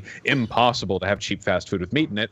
All of a sudden, it's like, oh, there's no meat? Well, what the fuck am I supposed to live off of? Fucking Pop-Tarts or some shit? Like, the problem is we don't have a national culture or non-meat dependent culinary, like, anything, and that's like completely fucking us right now because fast food is too expensive. Going out to restaurants, like seriously, a single restaurant bill with 2 people is like $120 after tip. It's fucking insane. No matter where you go, every burger is $13 minimum now. You're lucky to get a $13 burger in a city. Most of them are like $17 now. And like, they're not better than they used to be. You shouldn't even eat a burger that's less than $25. And those are barely better than the ones that are 17 because it's a burger. It's not that complicated. some restaurants are really good. I'm not trying to smack them all down. Just like, holy shit, we have fucked ourselves when it comes to like actual decent, non-fast food dependent, diverse meals. That's why poor people go to fast food, or why they have historically. It's because like, well, what are you supposed to eat at home? Rice and beans, rice and beans, rice and beans. Well, Mexicans have done lots with rice and beans. Sure. You would know That's if why- you went to their restaurants. That's why I swear by Dick's. Swear by Dick's. Dick's is great. Dick's is great. And it's Their like a prices are fucking $5. Fantastic. Their biggest burger is $5.30. But Vaush is right though. Vaush is right because very specifically, like now, modern fast food, poor people have been priced the fuck out of it. Like they don't even have that option now. They don't even have it. So, do we have Rice like the and beans, cultural rice and beans? Yeah, do we have the cultural infrastructure to like teach people how to make more affordable and like nutrient dense food? No, we've had a culture for decades and decades about poor people eat shit. If poor people fast are food. priced out of fast food, why are all the fast food restaurants prolific in poor people areas? Because they keep fucking jacking up the prices, and because people don't know any other way to eat. Because everyone's in debt. I tell you, here's the secret. This one's from me to you, okay? Black bean soup, all right? You take one can of black beans into the blender. You get a slurry. You pour it into a bowl. Then you add a second can of black beans in there, okay? 2 types of black beans, blended, non-blended. You heat that up, a little hot sauce, a little bit of salt, a little bit of pepper, all right? Garlic, onion powders, and of course, some Parmesan cheese when you're done. Slap that into a bowl. Kablamo, it's delicious. Good for you, too. I got something even better. Go to Costco, get a hot dog for $1.50. Damn it. And a drink. Walk out with a hard cock and fuck something willing. Sure, we all just need to eat at Costco. Yes. The fucking chicken wrap there is insane for $3. Yes. The chicken bake, The slice of pizza for $2. Everybody, if you're poor, get a Costco membership, a gym membership. Make sure they're next to each other and be homeless in that area. Costco is the only mega corporation that is resisting this push for like further disenfranchisement for the poor. Because They're the fucking Costco, heroes we need. they're not heroes, They okay? are. Costco knows what they are. They're a members only club. They are Wakanda of commerce. Yeah, but Walmart owned like a Costco. Walmart owned like a Costco clone, you know, Yeah, Sam's just Club. to try and keep up with Costco. Yeah, but it fucking Sam's Club How's Sam's sucks Club holding anyway. up? I think they're still doing well. Not in Costco's hometown here in Washington No, of State. course. I couldn't find a Sam's Club here in Washington There State. is one. There is I don't one. know where. There used to be one in my old neighborhood, and it's a fucking empty lot now. You know what's a proletarian food? Peanut butter pretzels with the little peanut butter inside. That's Oh my god. I agree with fuck the with some peanut butter pretzels. I think that I like the answer of let's go with like Indian food because I like spicy and there's a lot of like vegetarian Indian dishes. What are I you could bringing look this up for? What? No, because if the problem is that we're over reliant on meat, then I think that maybe we should adopt more fucking like Indian vegetarian dishes. Hey, no. That's not a bad idea because it worked for the fucking English. The best food in England is Indian food. I Get me a fucking curry. love curry. Curry. Yeah, fuck with some curry, dude. Absolutely. It's cheap Could and you it's bring good. me a It's nutrient curry? dense. Could you bring me a curry? A curry. Give me a curry. If you're As in of- London, there's every kind of food you can imagine Sorry, there. Vaush, only certain parts of Mexico has a dishes without meat. Most states in Mexico have chicken as their basis for food. Chicken yes, is still beans more and energy rice efficient. is our staple, but in northern Mexico meat is everything put in portions because of money. Yeah, but I just want to be clear. In terms of meat consumption, America literally consumes more meat than any other country on Earth right now. Americans eat meat on their way to eat more meat. It's called Yeah, jerky. literally. Meal using In the three 2017, sisters, wait. Corin. Hold on. Yeah, go ahead. Oh no, just like it used to be historically that eating meat, like proper meat, not just like shooting a rabbit and like cooking it in stew or whatever, but like an actual cut of meat, was a relatively rare thing to eat for most people. Obviously, like I agree with vegan ethics, so ideally we'd all be eating exactly zero meat that involves animal suffering. But like on our way towards that process, we have to acknowledge that the current state of affairs, where we give over fucking 80% of our country's land so that we can have fat cows that the government still needs to subsidize so that they can be sold at reasonable prices to the consumer. consumer. Clearly, this is like not an economically sustainable proposition. It's not. It's like you go down. It's like 121 kilograms per person in 2017 for America. 121 kilograms. That's just under a pound a day for the year of 2017 on average.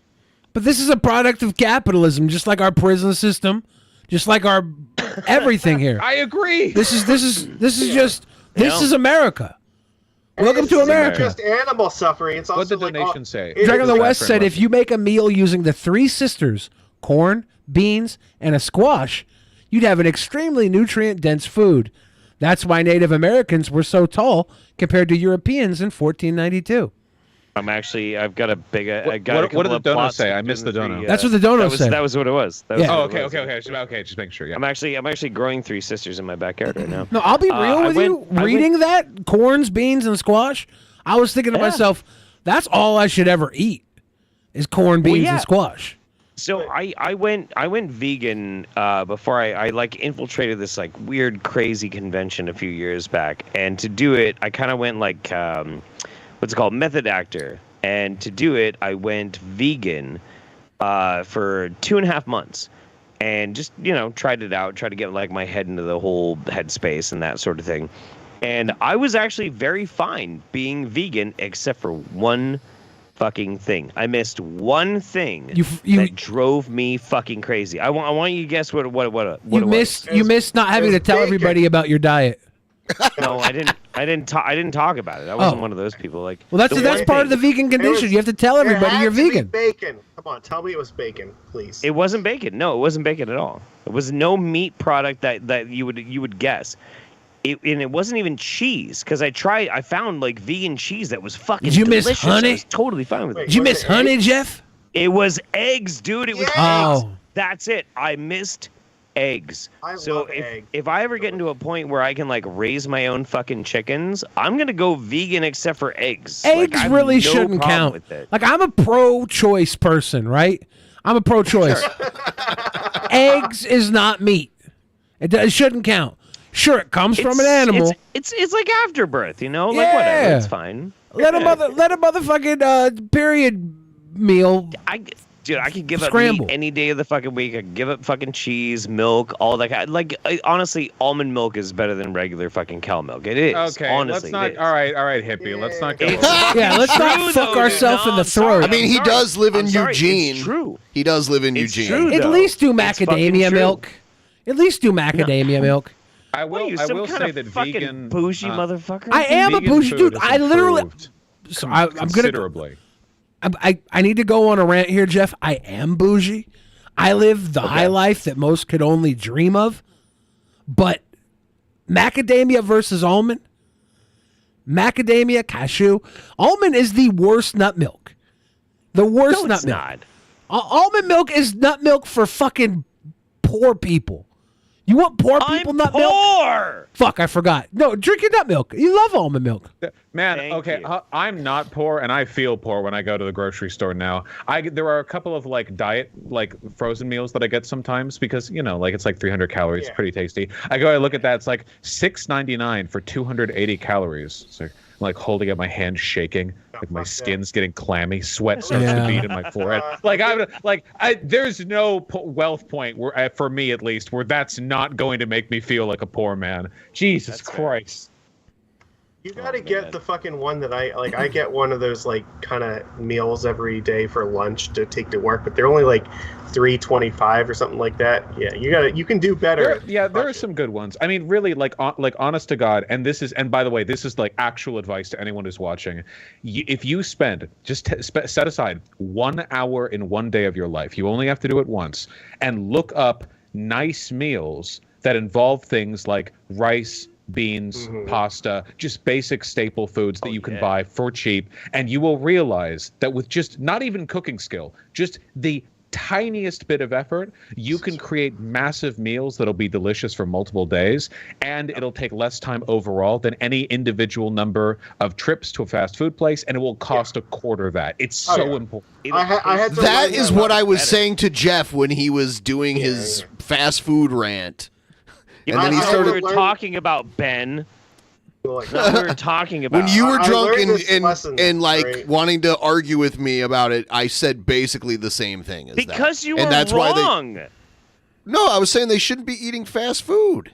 Look. Well, I know they should be eating fast food, but if some fucking random ass like single mom doesn't have the fucking time to go and make nutrient dense fucking rice and beans fucking meals and shit, and she's in a fucking crunch and she needs to feed her fucking kids. We do not need to reopen this conversation, boys. I'm just saying, I wasn't fucking wrong. I'm just if you literally you can get 2 cans of beans and a couple cups of rice and you can make those, and that takes like no effort. Yeah. Mix it together with the right spices and seasonings, and for literally like 2 weeks you will have a thing you can add on to your plate when making your dinner or lunch that is good. Like it's really easy to reheat. Like you would just slap it there and like no effort. And then like you can add that to other stuff, like maybe some vegetables on the side. And then for a main thing, like if grilling a chicken breast is too bougie, because fuck, even raw chicken breasts are expensive these days. Jesus Christ. Yeah, that's true. Like yeah, you can go like any direction for the main thing, but it's like so fucking helpful, and you save hundreds of dollars a month,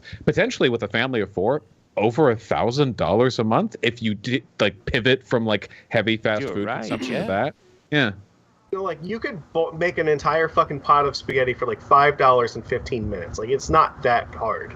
You could also go down to where the homeless people are, and when they get the carts of food that's being thrown away to feed to them, rush up in front of them, throw some elbows, get the good stuff before they get it, eat it for free.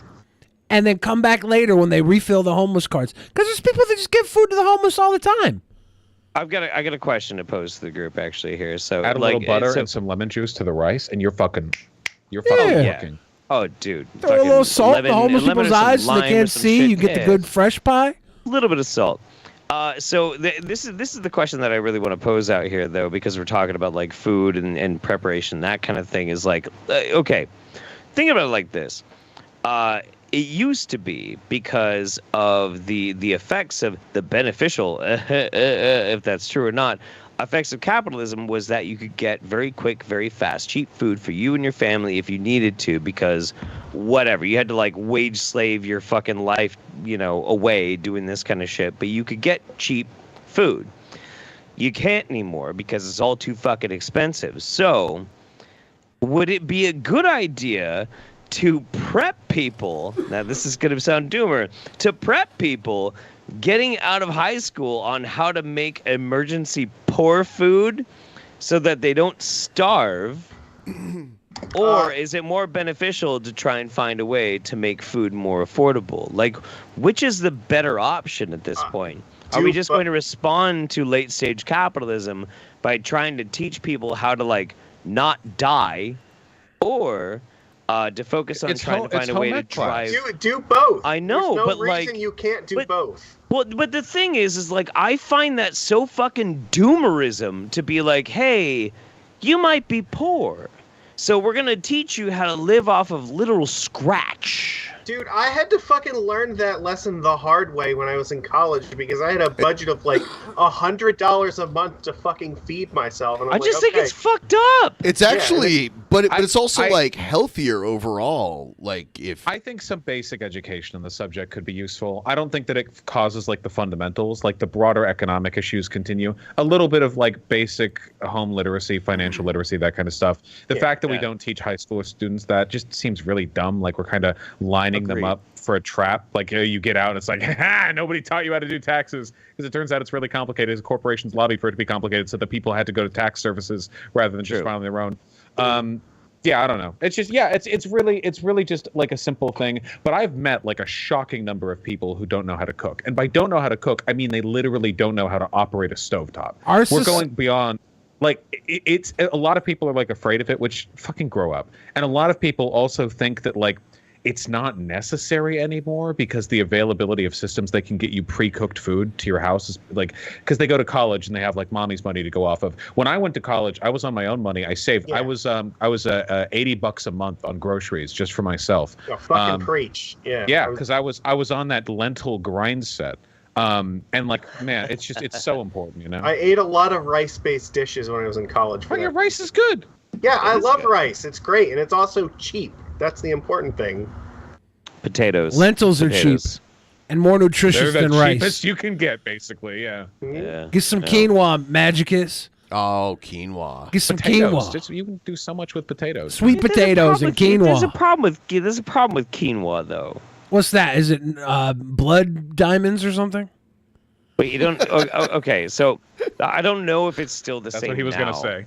No, I don't know if it's still the same now, but like 4 years ago, there was this big fucking thing about quinoa where the demand for quinoa in all of these like bougie fucking American spaces, it jacked up the prices so much that the people that were growing the fucking quinoa couldn't even afford their own quinoa anymore in their fucking native countries. Like, Well, that sounds like a good problem to have.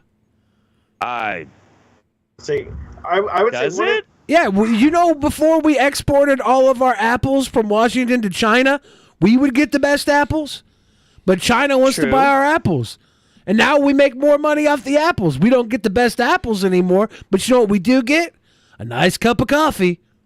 Do you Billy? Do you get any of the Apple money? No. Oh, really? That's weird. Of course, Do you because get that's any not how good America works. Wait, hang on. But so you don't get any of the money from the apples? Do you get any? But you don't. Does he farm the obviously- apples? You obviously get some good apples though if you want to buy them, right? They don't all go to China, do they? No, they don't all go to China. We get the scrap apples here in Washington State.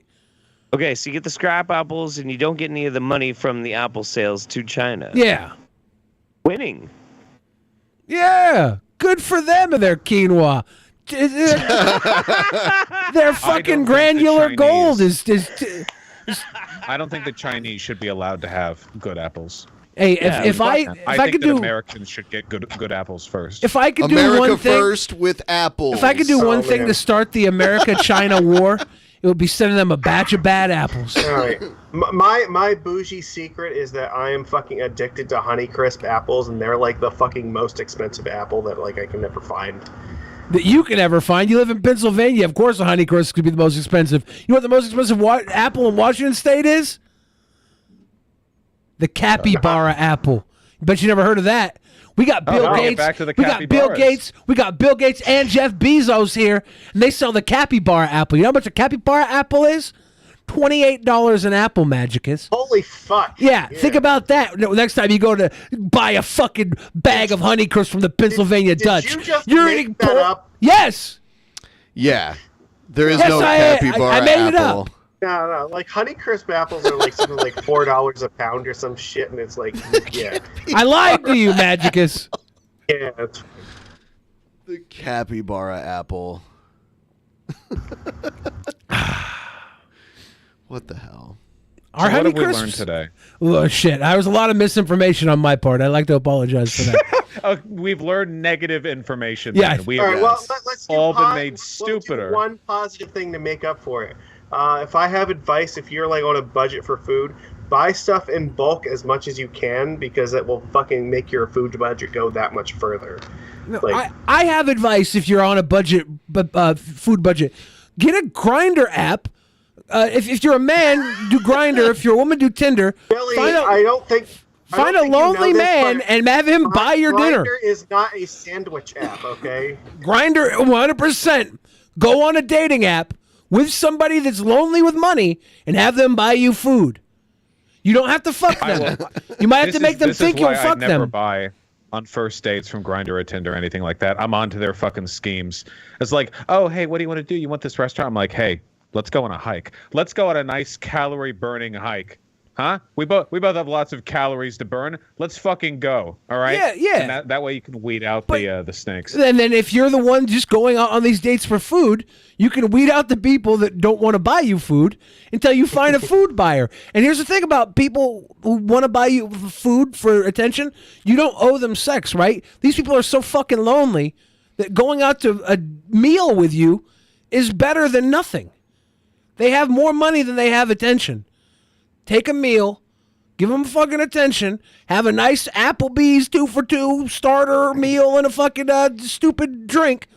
Make Billy, them- I thought the whole point of going to Applebee's was for the MILF orgies. No, I'm suggesting the type of person Oh has my to God. rely. The type of person has to rely on Tinder to get dinner. should settle for Applebee's because you probably aren't going to get a lot of guys taking you to the fucking John Howie Steakhouse. Okay, bringing a girl back to your house to cook with her is a much better date than going and getting food together anyway. Because cooking a meal together requires like mutual effort and teamwork. It's a really good way of deciding whether or not that's more intimate, right? That's a more intimate experience. That'd be a second date for me, I guess. Yeah, more than a first one. This isn't really about dating either. This is about eating off some lonely man's paycheck. That's all. Yeah, if you want my rice and lentils, you're going to have to spend 30 minutes cooking it with me. Okay, that's the trade-off. Exactly, and you wouldn't be one of the targets for these hungry women or boys. These hungry boys, they would swipe. They'd find money bags McGillicuddy. Hey, what do you mean hungry women or boys? What about women and men? What do you mean by that? I mean any man, and I'll say this. Knowing I'm about to get canceled, any man worth his salt doesn't need to run to Tinder to get a fucking cheesy melt, okay?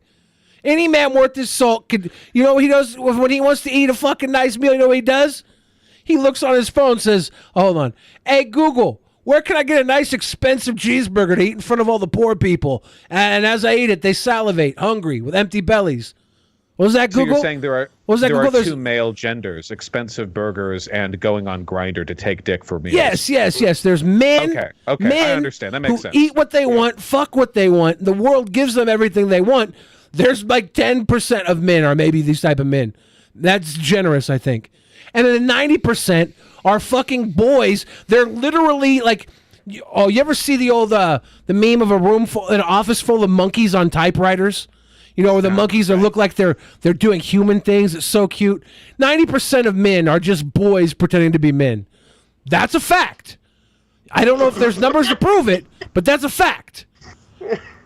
We might be using the word fact just a little bit liberally here. I'm using the word fact in the way that it would shatter the fucking minds of the 90% of boys behind typewriters playing men to realize that it was true. And that's why nobody ever puts the numbers up. Nobody ever puts the numbers up because 10% of men don't care if those fucking monkeys in the suits know that they're not men. They don't give a fuck because they're out fucking and eating and making art and making messes and waging wars and running for president. They don't give a fuck because they're busy. Like, yeah, let the 90% think they're men. They're not. And this is going to help somebody what did we learn? Cook on $80 a month, right? That's the moral of the story. Yes. Jeff, what did you send me? Just fucking look at it, dude. Just fucking look at it. It's fucking amazing. Oh my God. Put it up, man. Put it up. Oh my It's God. crazy. Well, I'm sorry to say, lads, but I think after 2.5 hours, I'm socialed out. Yeah.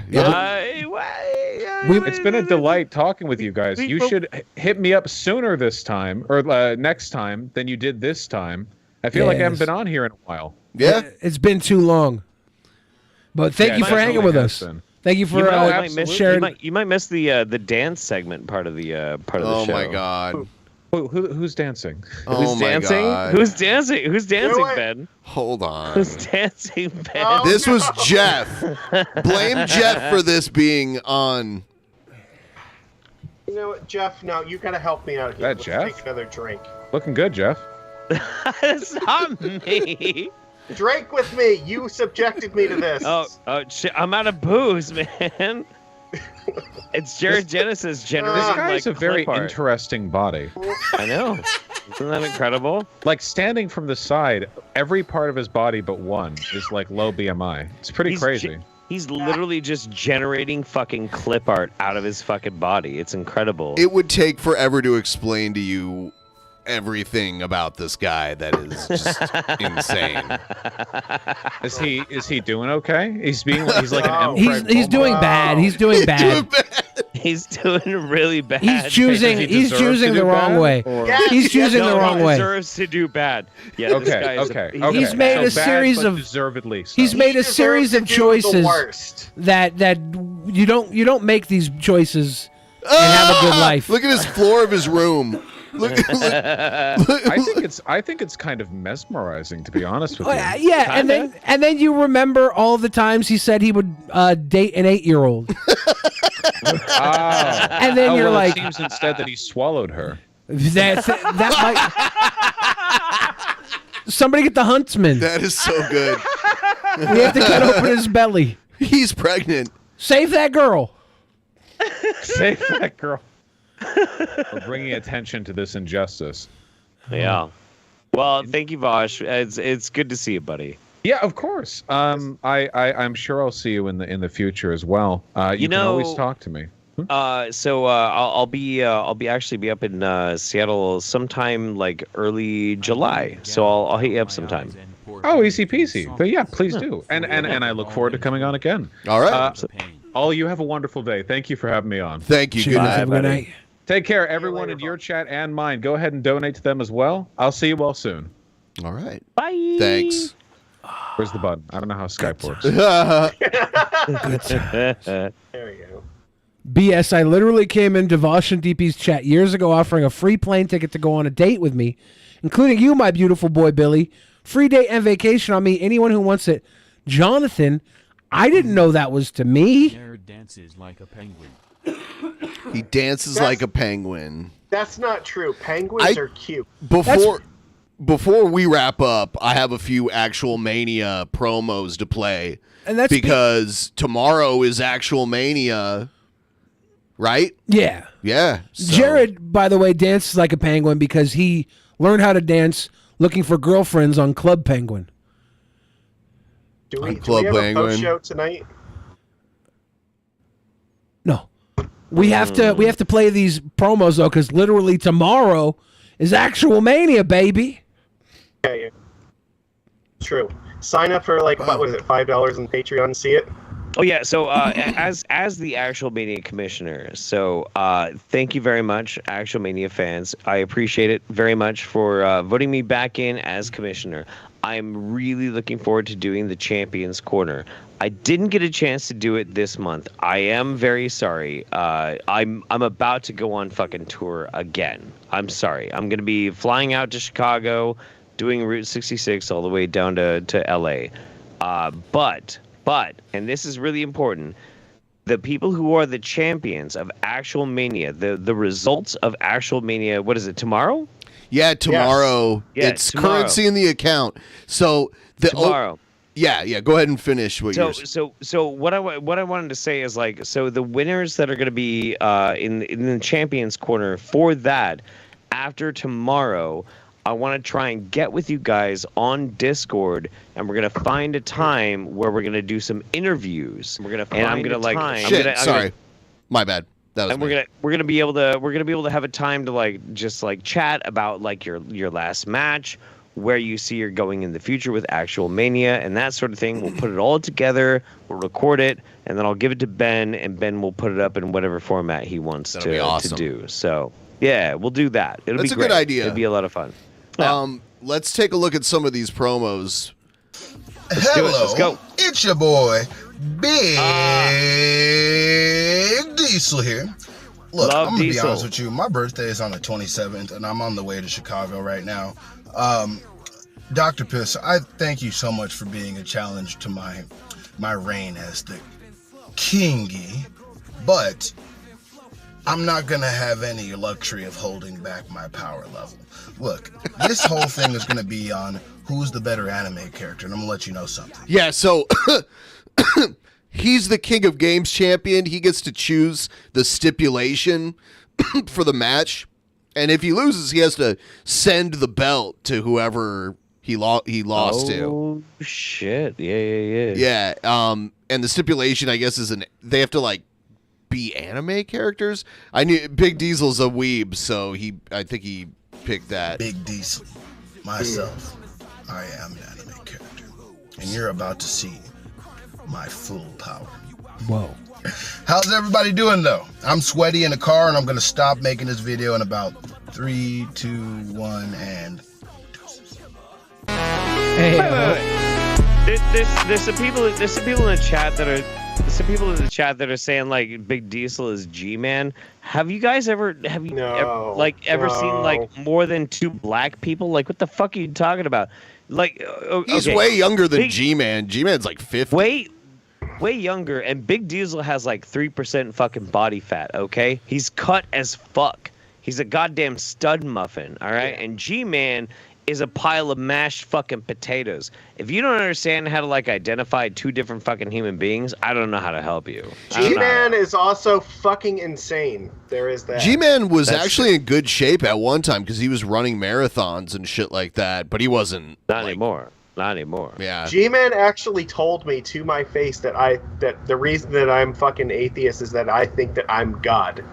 Yes, he was right about that one time. Yeah. Well, I mean, I'm obvious that it's obviously true, but he had no reason to believe that that was true. So. Oh, gotcha. Okay, that's fair. Yeah. That's fair. I was gonna ask a follow-up question. Are you actually God, Magicus? Yeah. I mean, he's not supposed to know that. Like, he just got lucky. So. Wait, Magicus. If you're God, buy me some Warhammer 40K. Here's the challenger for the King of Games title, Dr. Piss. Have faith. Drunken Peasants fans. It's your boy, Ash. You probably know me as Dr. Piss from the hit show Actual Mania. But I was recently challenged by one Mr. Big Diesel, the boy, your one and only homeboy, Big Diesel, wants to challenge me to an anime off. And so because of that, I A, am recording in my car, and B, have been going through a little bit of a inner turmoil. Because, you know, I love Big Diesel. He's my friend. We play Yu-Gi-Oh! We're great pals. He's a great dude.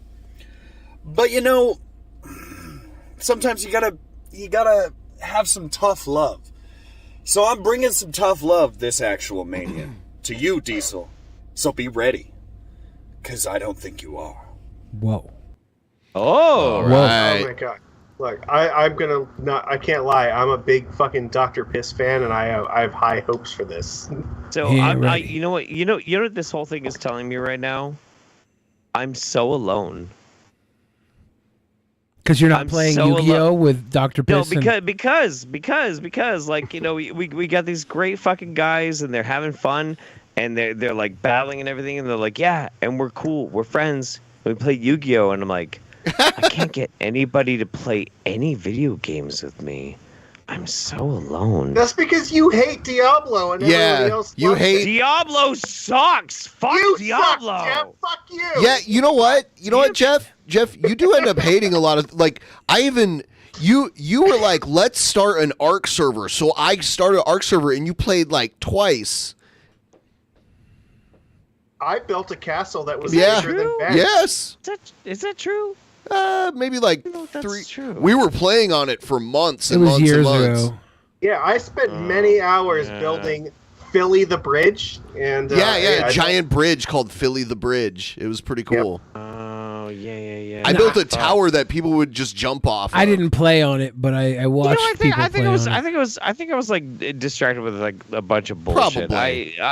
Listen, why don't we just try and restart that? Let's just do it again now when it's more because now they're playing Diablo.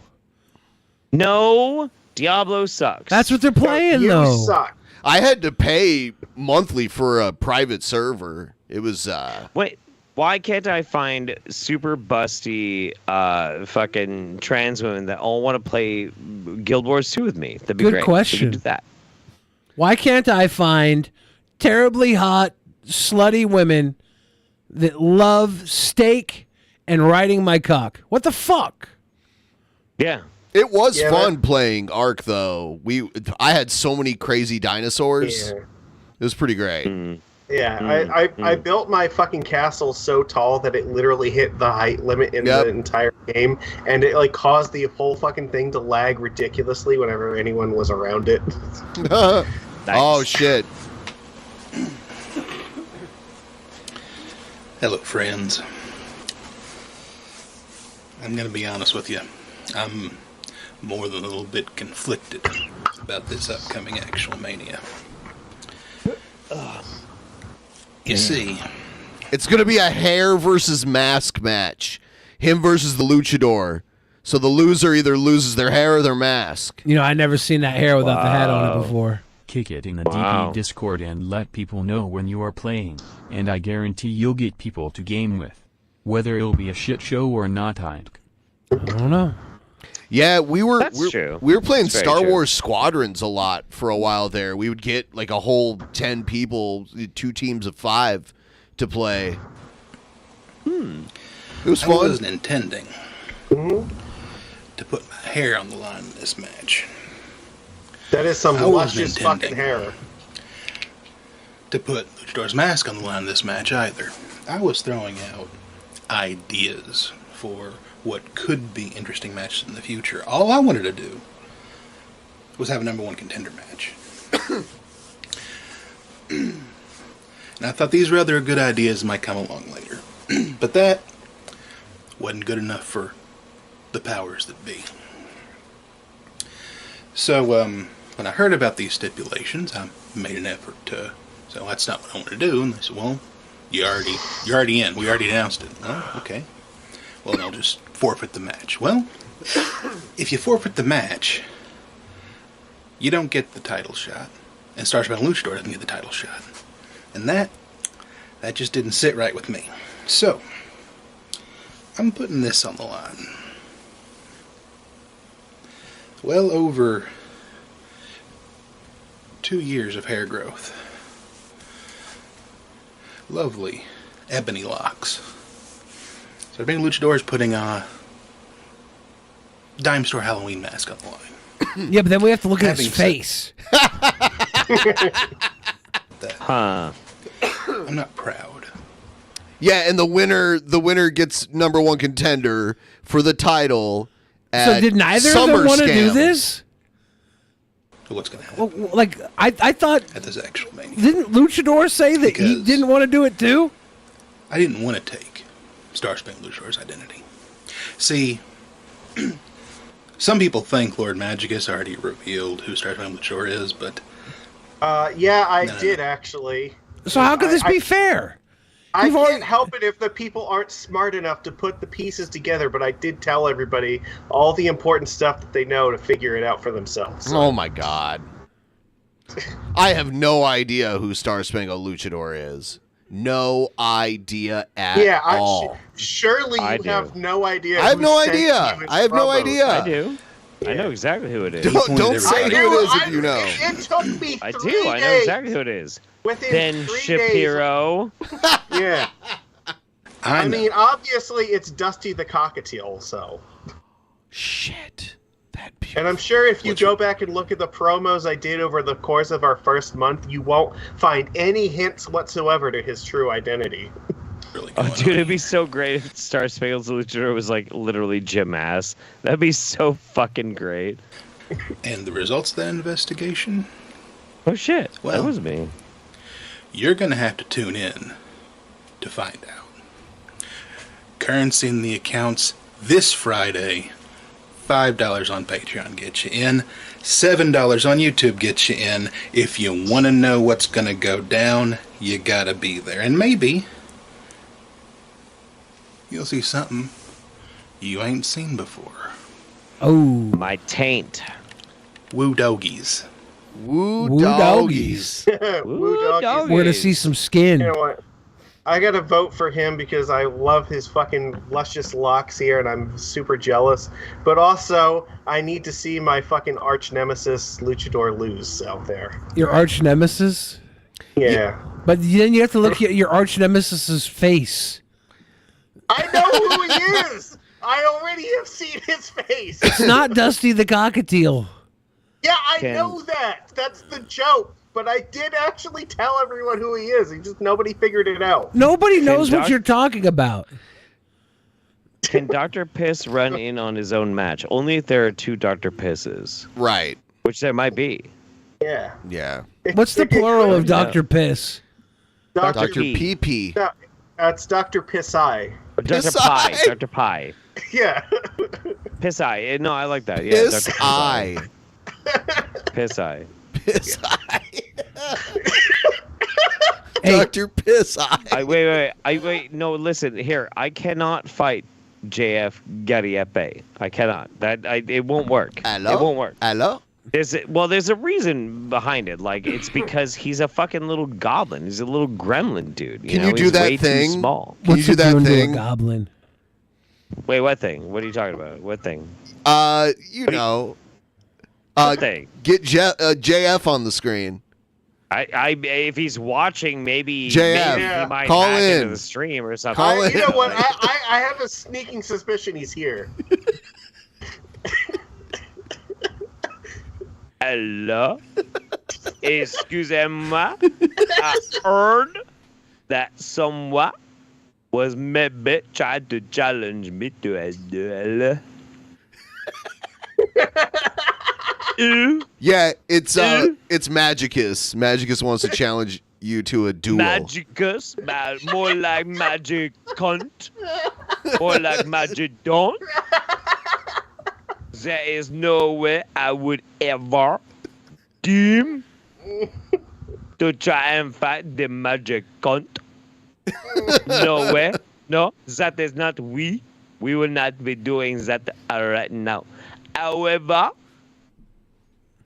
I will make a challenge to one Jeff Holiday for the privilege because he has been sending erotic messages to Mama JF.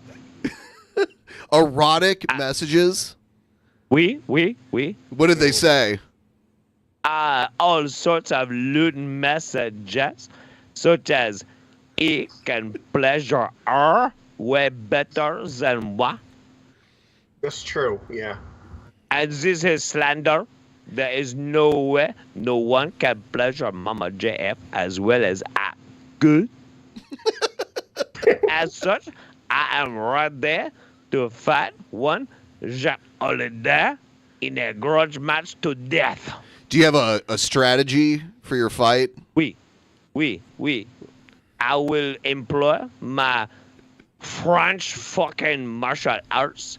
I will wiggle my legs like Jean-Claude Van Damme. I will do the splits. I will punch him in the balls. He cannot stand a chance. I will fuck him up. Damn. What the fuck? What the fuck just happened? I think Jeff. JF So just weird. hacked our stream. Yeah. I didn't hear anything that just fucking happened. What the fuck just happened? Yeah, JF just came in and challenged you to a Donnybrook. He was going to use French martial arts against you. French martial arts. Like the Jean-Claude Van Damme variety? I think. And he says that... Wushu escargot? He says you couldn't pleasure a woman or his woman better than he could. No, but I think he said that I could pleasure a woman better than he could, so, yeah. That you Magic could? is you always hear Yeah. that. Yeah, it's true. Wait, so do me and Magicus have to have a fuck off as a proxy battle so I can prove JF is I think a yeah, loser? I think you each have to go. Have a All right, Magicus. You have to go mama what? style. We're on the same side here. We both fucking hate JF. Yeah, right? the inside. Well, I mean, is he pitting us against each other, or are we going to stand united? What's going on right now? What are we doing? Eiffel Tower, I I think. think we're a team. Fucking one blood, man. You got an Eiffel Tower over Mama JF's body. I don't want to talk about blood, but Yeah, ethno state. Let's go. No. Let's go, white boys. No. How about listen? It's me and Magicus in our nerdist state versus JF's ethno state. Okay. You know, which is gonna win? Like the power of skin or the power of fandom? All right. I'm cool with that. I think that's a good plan. That's fair. All right. We'll kick his ass. That's fine. We're dodging that bullet on this joke. Holy shit. Pants off, dance off. Well, that got weird. What? No, come on. It's fine. Look how fine it is. It's fine. Everything's fine. So- it's totally fine. I think we're gonna wrap it up now. It was a very fun time, and we got really far onto the goal. Over 50%. And for those of you that don't want it to end, take a small nap. Come back tomorrow for Actual Mania. We'll do a pre-show. Patrons 5 and above, $5 and above can hang with us on Actual Mania all night long. Not that. You don't want to miss this shit. Actual Mania is like the best fucking post show you can buy for $5. Private show. True. Private There's a show. Here we distinguish go. between the two. Yes, you're correct. Magicus, you've been drinking. I am. I should drink more. I'll allow you to be Drink wrong. more. I'll allow you to be wrong this one time because you've been drinking. Look at him. Magicus might be the throat goat. Here we go. Sippy cup Magicus. Wait. One thing I did want to say though. So, a little bit less than a week from now, I am flying to Chicago and then doing Route 66. So I am going to be like out of commission and not easy to access for some people. So just letting everybody know like where I'm at. And I'll miss you guys. I will miss DP fam. I'll miss my sweet boys. But Jeff will be easy to access to those of you that live on Route 66. Yeah, if you live on Route 66, if you're in Chicago or LA or so you're somewhere going all the way Route 66, you're going all the way to LA from Chicago. Yeah. So you'll go through you'll go through Albuquerque, like right through downtown Albuquerque, because their main street in their downtown is Route 66. So it's pretty cool. Correct. Yep. Yeah. It goes all the way through Albuquerque. So wait, are you biking it, or are you just like driving it, or how? So this tour, I'm not on a motorcycle. I'm in the vehicle behind the motorcycles. But next year, well, actually, some of it I'm going to be on the motorcycle. It's complicated. But yeah, if you live in Chicago or all the way down Route 66 to Santa Monica, and want to get a beer with me, hit me up. It'd be cool. Have some fun. Sounds like a good time. Wash your ass, guys. Oh, sorry, Jeff was gonna go. You had something I'm else good. to say. No, it's fine. It's totally fine. Good. Okay, one more time. Wash your ass, guys. Have a good night. Good night, everybody. Bye.